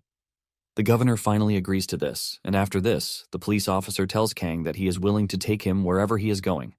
Kang then asks if the butcher shop will still be open because his students want to eat beef. Momentarily, Kang meets up with his students with the beef. They waste no time grilling the beef and they start consuming it. Kang sits in the distance, admiring how good his students are. The students soon offer Kang the chance to stay the night. He tries to dodge the chance, but they insist, telling him that he can also follow them to the beach the next day. Kang finally agrees, and he asks the kids to play board games with him. The next day, Kang joins the students on the beach. He sits on the beach chair while the students play in the water. Kang cannot believe that the students still have enough energy in them to play around even though they stayed up all night. He is already planning on increasing the number of laps that they are going to run once the semester resumes. Just then, Jinsu and the others cook up a plan. They leave the water and walk up to their teacher, asking him if he is bored. Kang replies that he is fine where he is, but the students have other plans. They all try to grab him at the same time, but they are no match for him as he easily moves away from the chair, leaving them to catch the air. The students are not ready to give up, even though Kang is pretty elusive, as they continue chasing after him. Kang casually tells them that they are still not at the level where they can catch him. Kang then tells Jinsu to follow him and get drinks while Unseo stays behind to watch over the others. Unseo's sister Yunsu is shocked when she hears this, asking Kang if he is showing favoritism to Unseo. Kang casually tells her to be well-behaved like her younger sister. Kang continues walking away, telling them to stay put while he is gone. Jinsu asks Kang if he plans to leave the girls to themselves, and he says yes. Jinsu is glad that he is close to the teacher because he could have ended up just like the girls. While Kang and Jinsu are gone, Unseo resorts to a terrible method to keep the girls at bay. She places sandcups on their arms, telling them not to move until the teacher returns. The girls are obviously frustrated, but they can't do anything since Unseo is in charge while the teacher is away. As if things are not bad enough for the girls already, some female praying dudes arrive at the beach and immediately focus their attention on the girls. The dudes ask the girls if they are willing to hang out with them, but the girls ignore them and look at them disgustingly, which is a clear sign telling them to back off. However, the dudes do not want to take no for an answer as they try to sweet-talk their way to get the girls' attention. The girls are forced to reveal that they are minors. But even with this, the dudes are not ready to back down. They are offered drinks, but the girls still refuse to take the drinks. One of the annoying dudes grabs the brown-haired girl and she angrily twists his arm, causing him intense pain before running through the rest of the dudes like they are nothing. Apparently, hunters are punished when they get into a fight with civilians, and this applies to hunter trainees because their strength is incomparable to that of civilians. In the end, the girl didn't beat up the dudes because everything that happened was just her imagination of running through the dudes. She even tells one of the guys that she has already imagined beating him to a pulp, but the dude just won't back off. The girl wishes that she could just move because she would have beaten the crap out of the delinquents. Just then, Kang returns to the beach, and he is surprised to see some dudes with his students. Kang is surprised that he has been gone for just 10 minutes and everything is already upside down. The leader of the delinquents sees Kang and immediately walks over like he is some mafia boss. He starts making fun of Kang's face, saying he looks like a student. Kang doesn't overreact as he tries to talk to the dude nicely, but he is so annoying that he is not making it easy for Kang to look away. Kang urges the dude to get a move on since the girls have already rejected him. Kang calls him a pathetic loser, and this pisses him off. He believes that Kang is trying to look cool in front of him, and he decides to teach him a lesson. He tried reaching for Kang, but Kang easily grabbed his arm and twisted it to cause him immense pain. The other delinquent comes running over to Kang, but he easily dodges him while still enjoying his popsicle. Kang then reads out the school's article, 10 for them, which mandates him to protect his students in the face of danger. The last guy on the team immediately figures out that they are up against a hunter, and he pulls out his phone to call the cops to report that hunters are attacking civilians. Kang hits him at his pressure points before getting the phone from him, telling him that he would gladly help him call the cops. The delinquents realize that they are done for and try to run away, but Kang stops them. Momentarily, Kang's police friend shows up and Kang explains the situation to him. Kang has already restricted them in ways that they cannot escape. After getting his report, the police officer grabs the delinquents and pushes them into his cop car. The police officer assures Kang that they will handle the delinquents, and Kang is free to enjoy the rest of his stay on the island. After the police are gone, Jinsu expresses his shock that their teacher knows a police officer, and Kang explains that he only met him by luck after the Shadow Reaper incident. This makes Kang look even cooler in front of his students as they all praise him. Kang wants to leave, but the students insist that he play with them. The teacher agrees, and the students rush off to the beach. Unseo is the only one to stay behind, and just then, she notices a lady talking to Kang. The lady tells Kang that she has been watching him for quite some time. With her face red, she tells Kang that he is a cool dude. She then asks Kang if it is possible for her to get his number. Kang is blown away when he hears this, leaving him so stunned that he has no way to recover from the situation. He doesn't even know what to say, and he starts to stutter. Before Kang gets the chance to save the situation, Unseo grabs him by the arm and drags him away after telling the lady that Kang is seeing someone. Kang tries to protest since Unseo is about to ruin his potential love life, but Unseo doesn't care as she continues dragging her teacher. Once they are away from the lady, Unseo turns around to push out her tongue to diss the lady. Kang even wants Unseo to let him go, but she refuses, saying Kang will just go back to the lady. Kang admits that she is not entirely wrong about it. Just then, the lady brings out her phone and she puts a call through to someone suspicious, telling them that she has found Kang's weakness. The person on the other end of the phone turns out to be the former spear instructor, Jong, who holds a serious beef against Kang, and he wants to do everything to ruin him. Soon afterward, Kang and his team prepare to head back to Seoul. The kids have been sent ahead while the adults make preparations to join them. Just as promised, Gwang-ho gets a new loaded car.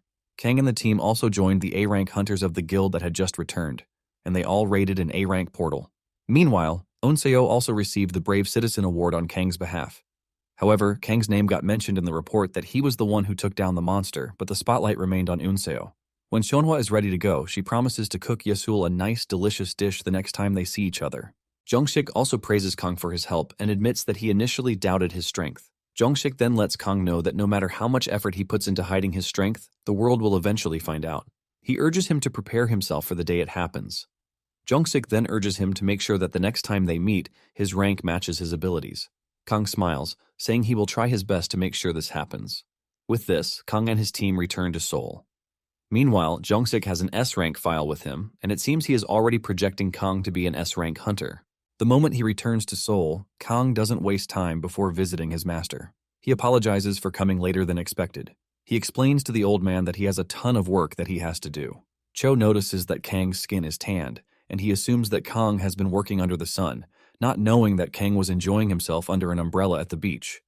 Cho is surprised that Kang brought a lot of supplies, and he figures out that he is about to disappear for weeks again. Kang assures the man that he is not going anywhere, and that he will be around more often. He tells Cho that he has his license exam the next day, but he will be back in the next couple of days to check on him. However, he will only be able to come over once a week again once the semester begins. After this, Cho tells Kang that he wants to make ramen, and he asks him if he is interested, but Kang says no. Kang crashes to the ground, saying he is tired, and urges the man to enjoy himself. While lying in the snow, Kang realizes that it has been 6 months since he met the old man. He figures out that the story will kick off in 1 year and 6 months, and this is when Seong discovered the secrets that made him strong. However, he discovered it 6 months later, which means there are still at least 2 years before he finds his path. Nonetheless, Kang feels something heavy in his chest. He knows that Cho might suddenly die since he didn't appear in the original story. Suddenly, Cho catches Kang staring at him, and he assumes that he is staring at the noodles that he is preparing. He scolds Kang for staring at his food when he said he was not interested. Kang is forced to reiterate the fact that he is not interested. Suddenly, Kang gets back on his feet, and he tells Cho that he forgot something in the car. Kang rushes out of the snowy plains because he forgot about the Kaoliang liquor that he put in the trunk of the car. He is stressed with the fact that he has to climb down the mountain to get it, but he is ready to do anything for his master. Kang whips out his phone, and he is shocked to see that he has a ton of notifications. There are 30 missed calls and 50 texts on his phone, leaving him stunned. Kang wants to believe that he is being pranked or something. He knows that he usually gets some missed messages and calls whenever he comes out of the portal, but the ones he is currently looking at are way too strange. He is still wondering what might be wrong when Seora's call comes through. Kang excitedly picks up the call, but the first thing he hears from Seora is her calling him a scumbag. Kang is surprised to hear this, but Seora continues by calling him a piece of trash, whom she expected so much from. Kang is utterly surprised, and he asks Seora what she is talking about, but Seora screams at him not to play dumb because what he did is already all over the news. After she is done calling him trash, she drops the call. Kang continues calling her name, but she is already gone. Kang stands there in confusion as he has no idea why Seora is talking trash to him. Just then, Kang sees a news article talking about why he refused the Brave Citizen Award. Someone had posted an article online that Kang is having a relationship with Yunseo, which is why he rejected the award and had her collected on his behalf. There is an image of Yunseo hugging him, which is attached to the article. Kang's eyes light up in shock when he realizes the news is already all over. To make it worse, Kang's identity and image are already circulating all over the internet. The image of Kang and Unseo together in Jeju is also trending everywhere. Unknown to everybody, the person who posted the article and driving the agenda is none other than the lady working with Jong. Kang screams out in rage when he sees the rumor flying around concerning him being a shameless teacher. Kang is still trying to contain his emotions when he gets a call from the vice principal. He picks up the call, and the vice principal reveals that he has been trying to get a hold of him. Kang reveals that he was inside a portal, which is why he wasn't available. Meanwhile, Kim Man-dong's phone is on the loudspeaker and it is placed on his table. Kang asks him if he has seen the article, and the vice principal says yes, but he assures Kang that he knows that he is not that type of person. However, the vice principal points out that the situation concerns the reputation of the school. Since he didn't handle their sparring match very well, Kim Man-dong lets Kang know that he is ready to back him up. Kim Man-dong then asks Kang what he plans to do. Kang replies that he is going to find whoever it is and make them pay for saying trash about his student. Kang then tells the vice principal to hang up because he wants to properly assess the situation. Man-dong acknowledges this and drops the call. It turns out that Yunseo's mother is in his office and she heard the conversation. Man-dong assures the crying woman that Kang is a man of his word and that he will definitely turn the situation around. Apparently, the name that published the article is Nam Ji-min, but Kang doesn't know the name since it doesn't appear anywhere in the original story. Nonetheless, Kang is pissed that an unknown identity just turned his life upside down. He realizes that the new situation is a side story that was formed because of his actions. Just as he suspected, the system informs him about the side story, which is titled The Shameless Teacher. Meanwhile, Jong is behind his screen, making sure that the articles reach every corner of the country so he can finish Kang off. Kang, on the other hand, is enraged, and he knows that whoever the culprit is, they're pretty fucked when he lays his hands on them. Cho is busy enjoying his ramen when Kang returns to the snowy plains. Kang immediately tells him that he will be dropping the liquor, but he is heading out. Cho is blown away by his student's brilliance, and Kang lets him know that he will be back the following week. Just as he is about to step out of the portal, Cho stops him, telling him not to kill anyone. It turns out that Cho can see the rage on Kang's face even if he is trying to hide it. Kang takes his master's words and then heads out. While driving on the highway, Kang starts putting together all those who were with him in Jeju. He knows that Seonhwa and Iseol are the two people who can basically vouch for him. However, he knows that people tend to focus more on what they see and not what they hear. Kang's main problem is how he is going to explain the photos that were released of him and Unseo together. Since the first image has some soldiers there, he thinks of getting statements from the officers in charge. He knows that he is going to have a hard time tracking them all down, but he doesn't mind. The main problem is the image of him locking arms with Unseo on the beach. He remembers that it happened for just a moment, and it shocks him that someone was able to capture the moment. He figures out that the person who captured it obviously wanted to manufacture something that isn't there. Kang tries reaching the said reporter who posted the article, but the number keeps dropping. Even though he is troubled, he realizes that he has to renew his hunter's license first. He enters the building to find it packed with other hunters, who are probably there to clear dungeons or renew their licenses too. Kang has only his sword with him, and he walks up to the attendant to tell him that he is there to renew his hunter's license. The attendant asks to see his ID, and the moment the attendant sees the name, he recognizes Kang. The other hunters also recognize him, and they start wondering why the piece of trash is there. Kang lets the attendant know that he has already checked on his way to the facility and that there is an open slot where he can take the test. The attendant says he has no issues signing him up since he is there to renew his license. However, he tells him that the hunters are pissed off at what happened, and not all of them are ready to work with Kang. Basically, none of the hunters want to be grouped with trash like Kang. The hunters have also looked into Kang, and they have found out that he didn't attend a hunter school either. Everything is basically working against Kang at the moment. Kang cannot believe that everyone already knows his face, and this includes people he has never met in the past. His face has been plastered everywhere with a very bad tag. All the gossip sites and the bloggers were enjoying themselves as they spread Kang's pictures everywhere. Kang realizes that with the way things are going, he will end up getting harassed for the rest of his life. Kang is already frustrated, and he tells the attendant to put him into any group that is available since he doesn't mind. In fact, he is ready to go solo if that is what it takes. The attendant finally decides to assign him to Team E. When Team E learns of this, they start protesting, telling the attendant that they don't need the trash in their team. The attendant urges the hunters to calm their nerves. Since Kang has promised to go solo, he urges them to just ignore him as if he doesn't exist. The attendant then takes him to a portal, telling him that he needs to clear it if he wants his license renewed. Apparently, the portal is a B-rank portal, and Kang is the first to enter. Kang thanks the assistant for his help and proceeds into the dungeon. The attendant tells him not to leave the safe zone before the others on the team join him. The team is disgusted by Kang's presence and decides to stay back a little. They hate Kang so much that one of them even thinks of knocking Kang on the head when they enter the portal. Momentarily, the attendant tells the rest of the team that it is time for them to enter the dungeon since it's been 20 minutes already. The attendant informs them that they have 3 hours to clear the dungeon. Team E finally steps into the portal and is shocked by what they meet inside. The sky was already cleared, and it was just the 20-minute mark. They don't want to believe that a B-rank 6-person portal was just cleared in under 20 minutes. The team is still trying to figure out what happened when they spot Kang appear from behind some bushes. He has blood all over him, and his sword is stained with blood everywhere. Kang walks up to the A-rank hunter, who is the leader of the team, scolding him for condemning him when he doesn't even know if he is guilty or not. The A-rank is stunned, and he asks Kang if he cleared the dungeon alone. Kang says he was rushing, which was why he had to take care of the monsters as fast as he could. He tells the team that he has already killed the monsters, so the cleanup and disposal are left to them. The A-rank hunter finally realizes that Kang might actually be overpowered since he didn't bring any gear into the dungeon. Just then, Kang moves closer to him with a terrifying aura, telling him that he wants half of the money that will be made in the dungeon. Since he is leaving to attend to other things, he demands that they send the payment to his account.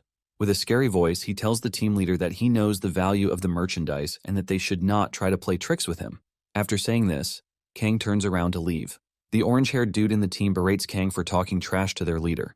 He asks the leader if he should call Kang back, but unknown to the others, the leader has been able to perceive Kang's true strength, and he wants no problem. He tells the orange-haired dude to just leave Kang and let him go. The attendant is shocked when he sees Kang stepping out of the portal, and he immediately assumes that Kang has done something to the rest of the team since he is all bloodied. Kang urges the dude to calm his nerves because the others are inside, busy cleaning up the monsters. The attendant reveals how shocked he is that Kang is able to clear the dungeon in under 30 minutes. He considers this the fastest record in the last 5 years. Kang then asks him who held the previous record. Apparently, a large guild once entered the portal, and they cleared it in 25 minutes. However, for the solo record, Iseol was able to clear the dungeon in just 40 minutes. When Kang hears this, he is also shocked, and he realizes that he must have pushed himself to the limit because he wanted to finish as fast as possible. Nonetheless, Kang feels a bit relieved as he has been able to unleash his anger and stress on the poor monsters. Once he has concluded his business, Kang leaves but urges the attendant to take care of the team. Minutes later, he puts a call through to Seonhwa. He already told her that he was going to call after the exam. Seonhwa is also shocked to hear that Kang is already done. Kang reveals that he had to hurry because of the current circumstances. Kang then asks Seonhwa if he can meet her reporter friend that she mentioned. Seonhwa assures him that he can, and she lets him know that she's going to be of assistance to him. Not long after this, Kang arrives at Seonhwa's place. Seonhwa shows up at the door to welcome him, and she tells Kang that he appears to have lost weight already. She asks Kang if he has eaten so she can get him something to eat, but he assures her that he is fine. Seonhwa then urges him to enter, assuring him that her friend is preparing the materials already. Kang enters and he meets Seonhwa's reporter friend, Lim Eunji. Lim Eunji introduces herself, revealing that she is from the Dongsuk Daily. Lim reveals that she has heard a lot about Kang from Seonhwa because she won't stop talking about him. Before she can expose Seonhwa, Seonhwa subtly punches her in the knee, causing her to crash to the ground and cry in pain. Seonhwa smiles, telling Kang that she is going in to get him something to drink. After preparing tea for everybody, Lim asks Kang if he is in a romantic relationship with Yunseo, but Kang swears that he is innocent. After this, Lim asks him if he has any evidence or witnesses to support his claim and debunks the articles flying around. Seonhwa is the first to talk, telling Lim that she knows the reason why Kang went to Jeju Island. In addition to this, she has a video recording with her. In the video recording, there are Jung-sik and Yesul vouching for Kang. Kang is shocked when he realizes that 2 people from the Haerang Guild have his back. In the video, they explained why Kang came to Jeju Island in the first place, and the fact that they close from work together every single day. Seonhwa assures Kang that they are ready to bear witness just in case the entire thing ends up in a courtroom. Lim is blown away by the video as she realizes that it is concrete proof that Kang didn't go to Jeju Island because of romance. Just then, they show Kang another piece of evidence that might help him out. It is a video recording of Kim Mandong. He tells the public that he totally trusts Kang. He reveals that the reason Kang declined the award was not to cover up a non-existent romantic trip. He mentions that Kang got a lot of attention when the school had a YouTube channel. Some of the attention was positive, while the majority turned out to be negative. The vice principal says people thought Kang could easily be preyed on because he is not from a hunter school. This caused the school to get so many dual requests, and because of what he faced thanks to the YouTube video, Mandong understands why Kang would want to avoid getting himself in the spotlight. Kang is shocked when he sees the video, as he didn't expect Kim Mandong to go all out for him. Lim then tells Kang that the videos alone should be enough proof that Kang is innocent. Lim tells Kang that she is going to write the article and publish it in no time. She assures him that the misunderstanding will be gone before the school semester resumes. Before Lim leaves, she tells Kang that she contacted the news outlet that first posted the article. They revealed that the reporter named Nam Jimin wasn't the one who wrote the article. Apparently, someone hacked into their system to post the scandalous article. Lim asks Kang if he's made any enemies lately, but nothing of significance comes to his mind. Lim then tells him to be careful because he is probably being targeted, and the next time might be something physical, unlike the news article. Lim basically urges Kang to be careful because she doesn't want to see him as a headline again. Kang thanks her for the advice, and this concludes their meeting. Later that night, Kang lies in bed with relief that Eunseo's name has been cleared. However, he is still worried about who it is that might want to hurt him. He doesn't like the fact that the said person dragged his student, who is a kid, into the whole thing. He basically joined the school so he could have an easy life, but he has found himself caring about his students. Just then, he gets a notification on his phone. He checks out the message, and it turns out to be a solidarity message from his students. They all attach images of where they are holding Kang or where he did something good for them, claiming that they are also his girlfriend if an image of him and Eunseok automatically makes them a couple. Jinsu shows an image of himself and the teacher eating ice cream together and says this is a perfect representation of his love life with the teacher. Kang sees this, and he is moved to tears. He realizes that he only wanted an easy life, which is why he became a teacher, but somehow, the students have become a part of him, even though he doesn't think he has done anything special for them. He can't believe that his students are always there to support him, even if the whole world turned its back on him. He realizes that it is not only the students who have his back, but the vice principal, Jungsik, Iseol, Seonhwa, and basically everyone he has met. Kang shed tears without holding back and admitted that he must have been living a good life for them to stand up for him. Just then, he receives a text from Seora, apologizing to him for calling him trash. She then tells Kang that she has managed to help in the way she can.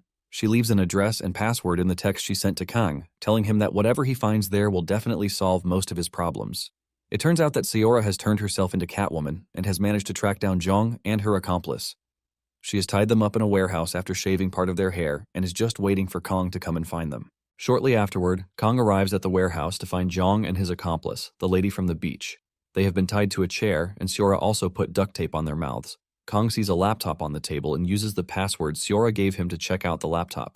He is horrified when he realizes that Jong has cooked up a lot of bad images and articles to destroy him. It turns out that Jong was still bitter about his loss in the duel and had been acting recklessly toward Kang because of it. Kang wastes no time before calling the police to the scene. While Jong is being led to the car, Jong tells Kang that he will be back for him, and he threatens to start with the people around him.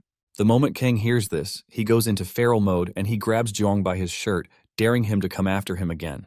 Kang initially tells him that he is going to beat him to a pulp, but he changes it up and lets him know that if he tries to mess with the people around him, he is going to send him to God for judgment. Jong can sense the killing instinct coming from Kang, and this scares the crap out of him. The policemen are forced to drag Kang away so he doesn't tear Jong's head off right there. Later on, a news report comes out vindicating Kang of everything that he was accused of. Thanks to the testimonies of the big names, the public opinion on Kang totally changed for the better. Kang visits his master, and he tells him what happened. Cho is disappointed that people switched up on him without even waiting for concrete evidence. Cho then admits that a rumor is pretty dangerous. Cho also tells Kang that students are pretty commendable for going to such lengths for him. Kang then tells the old man that he considers himself lucky with people. The school even told him to take a leave of absence, but he refused because he didn't want his students to worry. Cho praises him for his ingenuity, telling him that he has to repay their kindness with his good teachings. Because of this, Kang tells the old man that he has a request. He asks him if he knows about the 3-talent sword method.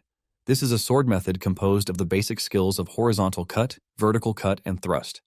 It is basically a lowly rated martial art, but Kang believes that it would be good to teach the kids. He wants to know if the old man has any idea about the skill. Cho replies that he doesn't know the three-talent sword method, and he questions Kang's curiosity about it when he has not even finished learning the one he is currently learning. Kang then explains better to Cho, and Cho finally realizes that he was talking about the usual sword cuts method. Cho was totally confused because of the use of talents in the name. Kang then asks the old man if he knows any other technique aside from the one he has learned. Cho says yes, but he wants to know why Kang wants them. Kang reveals that he wants to teach his students so he can know that he has finally done something special for them. Cho disputes this, saying it is not a must for him to teach them martial arts. Cho then reveals that there was something he learned from the three-bong dude when he went to the Wudong Mountain many years back. Kang is curious about what it is, and Cho reveals that the dude was good at medicinal herbs, which pushed him to produce amazing medicinal potions. Apparently, Cho was given the go-ahead to give it to his disciple if he ever took one under his wings. Kang is surprised that Cho didn't give it to him in the first place, and Cho lets him know that he has already helped him build his physique past the stage where he needs it. Kang believes that it is a tonic, but Cho corrects him, telling him that the herbs might not increase inner energy, but the effects are still amazing. Cho lets him know that it is easy to prepare, and he considers it the best gift that Kang can give his students.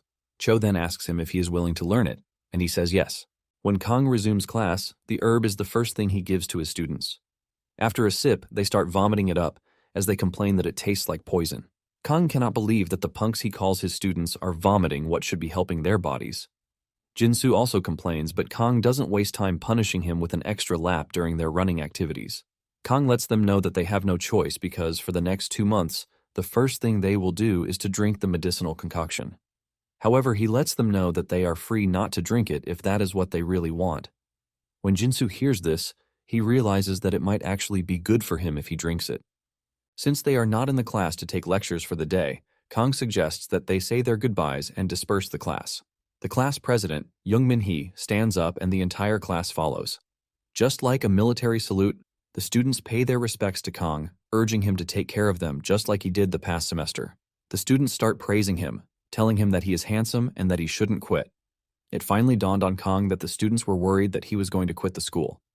Once the students figure out that they still have their teacher with them, they finally disperse from the class. After the kids are gone, Seora shows up in the class. Kang is surprised and he asks her why she has come to see him. It turns out that Antas is now seriously interested in Kang and they have sent Seora yet again.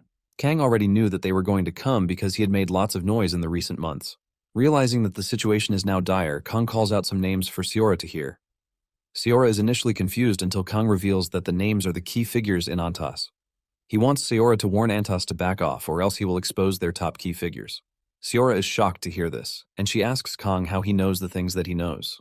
Kang replies that he simply did an investigation on his own. He also assures Seora that Antas won't touch her because they will be scared. Kang remembers what Jungsik told him about how he can't hide forever. Kang has now come to the realization that he has connected with so many people that there is no longer a turning back for him. Kang has finally accepted the fact that the original story has changed because of everything he has done from the beginning. Since this is the case, Kang has made up his mind to leave his attachment to the original stories and just make changes where necessary. Seora hears him talking about this, but it sounds like gibberish to her, and Kang is not even ready to explain. He simply tells her that he is looking forward to the new semester with her. Kang walks away smiling because he is just about to finally start his life. Soon afterward, Kang's students start seeing the importance of the medicinal herb that Kang is feeding them. The herbal tonic was given another name among them, which is the bitter water. Some of them have their grades go up, which is thanks to the medicinal concoction. Because of how bitter it is, most of them started using it to prevent drowsiness and also aid their digestion. The students have also had their stamina go up before the midterm exams. Everyone was surprised when the sword class achieved a crushing result. The other teachers are forced to ask Kang what it is that he fed his students to totally change them. Apparently, the students are almost at the same level as the third-year ranger majors. Kang is glad to be receiving the praise, but at the same time, he plans to make the students work harder since they have gotten stronger than before. In no time, they reached the end of the second semester. On the final day of class, Kang tells his students not to go on break and start playing around because there is a midterm evaluation after the holiday ends. Once the announcement is over, the students scatter and head home. Just then, Kang notices that Unseo and Yunsu are staying back. He asks them why they are not going with their mates, and the two reveal that they have something that they need to tell him. The two tell Kang that they are planning to apply for the martial arts tournaments, and they want to know where their teacher stands on it. Apparently, the martial arts tournament is an open tournament to all students from all hunter schools in the country. Since there are no rankings there, the third years usually get the best results. Kang then remembers that they talked about the tournament during the faculty meeting some days ago, but his mind had totally skipped it. This is because he wasn't expecting his students, who are first-year students, to be interested in the tournament. The girls reveal that they want to apply in advance since the preliminary stage starts by November. They are conflicted about it, which is why they need Kang's advice to see if it is a good idea or not. Kang tells the two that they might have difficulties against the second and third-year students, who already have experience in the competition. The girls agree with him, saying that they are going to end up tarnishing his image if they attend the competition. Kang is shocked to hear this, and he demands an explanation for what they just said. Apparently, when Kim Se-jin was still a first-year student, she tried applying, but her teacher back then restricted her, telling her that it would be a disgrace to his name if she went into the competition to lose. However, Kim Se-jin didn't give up, and she was able to later get approval from the vice principal. Kang is impressed by this, and he realizes that her resilience is one of the reasons why she is the student council president.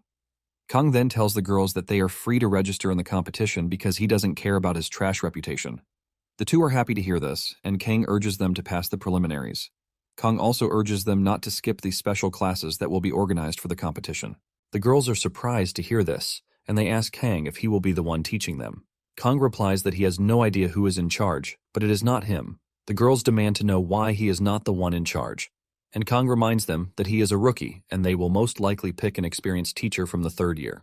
The girls are not pleased with the standard since they consider Kang to be the best swordsmanship teacher in the entire school.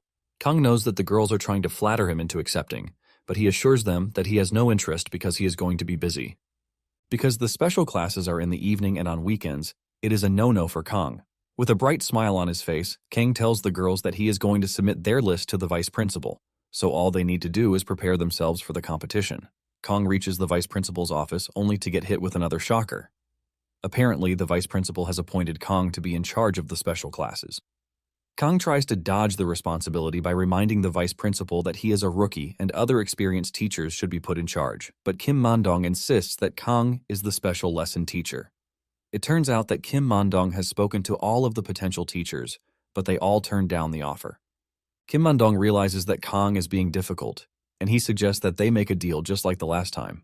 Kang replies that Kim Man-dong wasn't ready to honor the deal that they made, and because of this, he is doubtful of making another deal with Kim Man-dong. Man-dong then mentions something peculiar.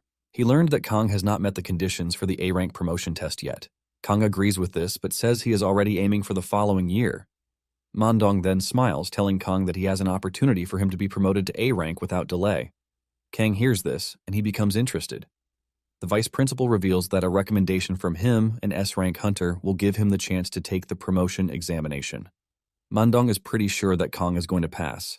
The deal is a very sweet one for Kang to just overlook. He knows that becoming an A-rank hunter means more money for him. Kang then asks if he can adjust the schedule since he is not going to be available on some days.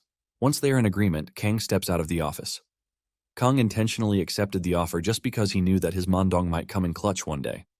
Kang stares at the list in front of him, and he realizes that 2 of the current applicants are from the first year, while the last student, Kim Se-jin, is from the third-year class. Since Kang has not seen Kim Se-jin since the duel, he hopes that she is doing well for herself. Meanwhile, Kim Se-jin is training herself to the death just so she can catch up to Kang's level. When Kang goes to the snowy plains, he tells the old man of his plans to train harder, leaving him shocked. He wonders why someone who is always trying to skip training is suddenly asking for more. He even suspects that he had killed someone and was running away from the authorities. Kang can only explain that he wants to get stronger than what he originally planned to be.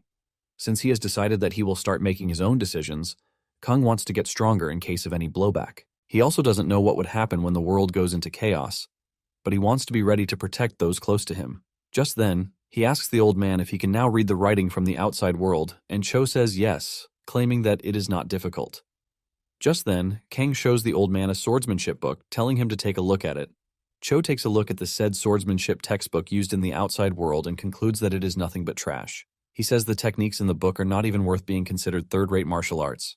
Kang smiles when he realizes that the old man thinks the same as him, and he tells the old man that his decision to stay in the snowy plains for the entire break is not for his own selfish interest.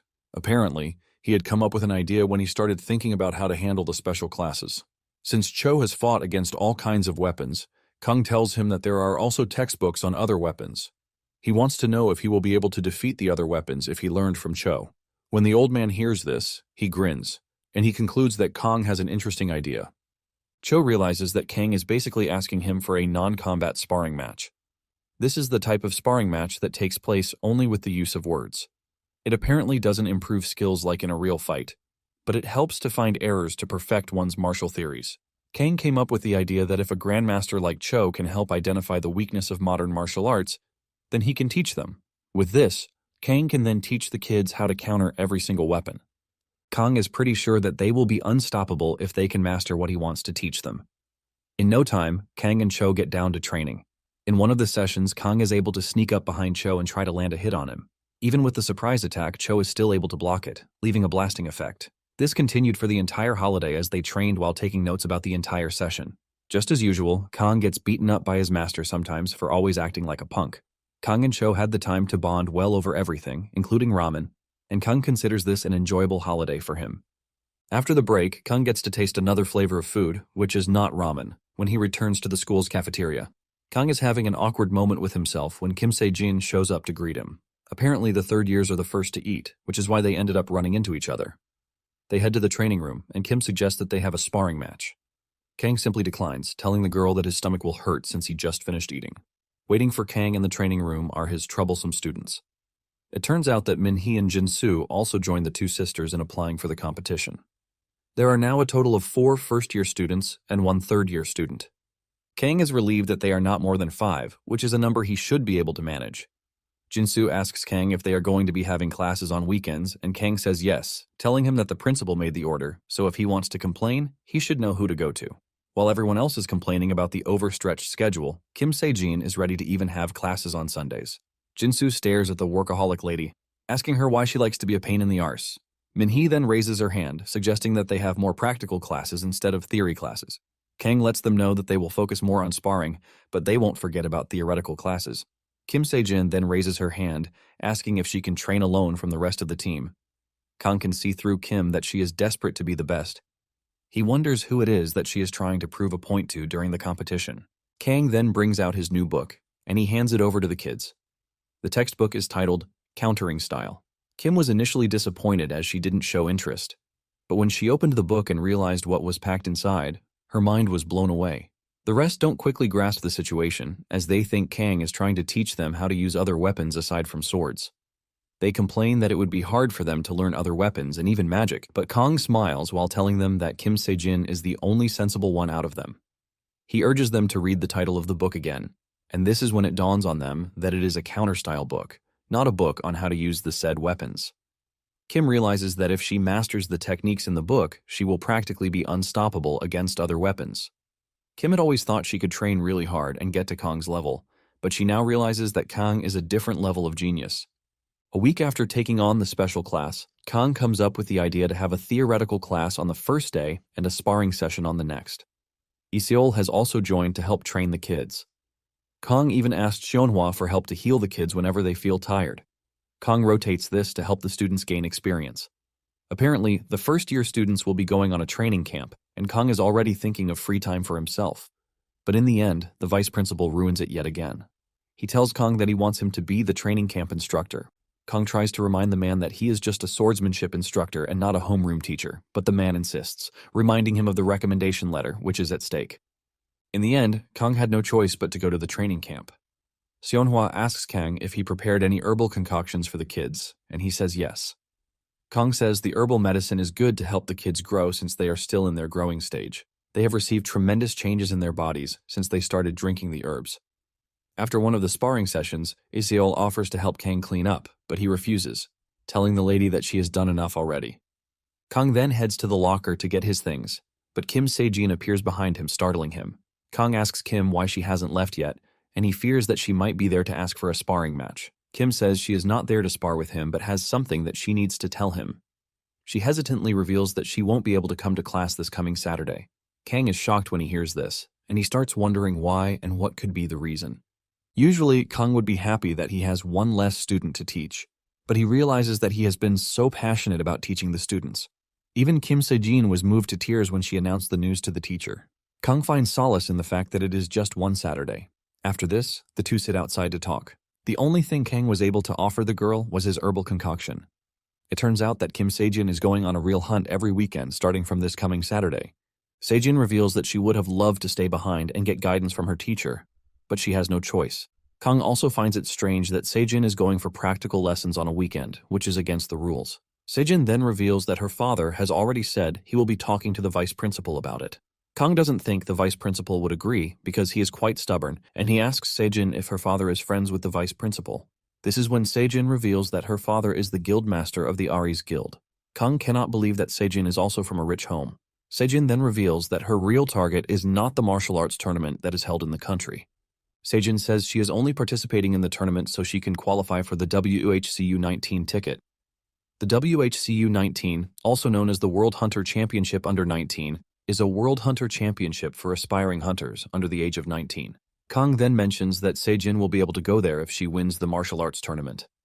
Kang realizes that Sejin hasn't even reached anywhere in the tournament, but she is already dreaming of the championship. However, he believes that Sejin is worthy since she is a two-time back-to-back winner of the martial arts tournament. Because of this, people have already speculated that she will be the winner of the current year's tournament. Sejin then reveals that she went for the championship, and Kang expected to hear something good because of her insane skills, but Sejin reveals that she lost in the first match. Sejin was unlucky to have been matched up against the girl who won the last championship, and she easily defeated Kim Sejin.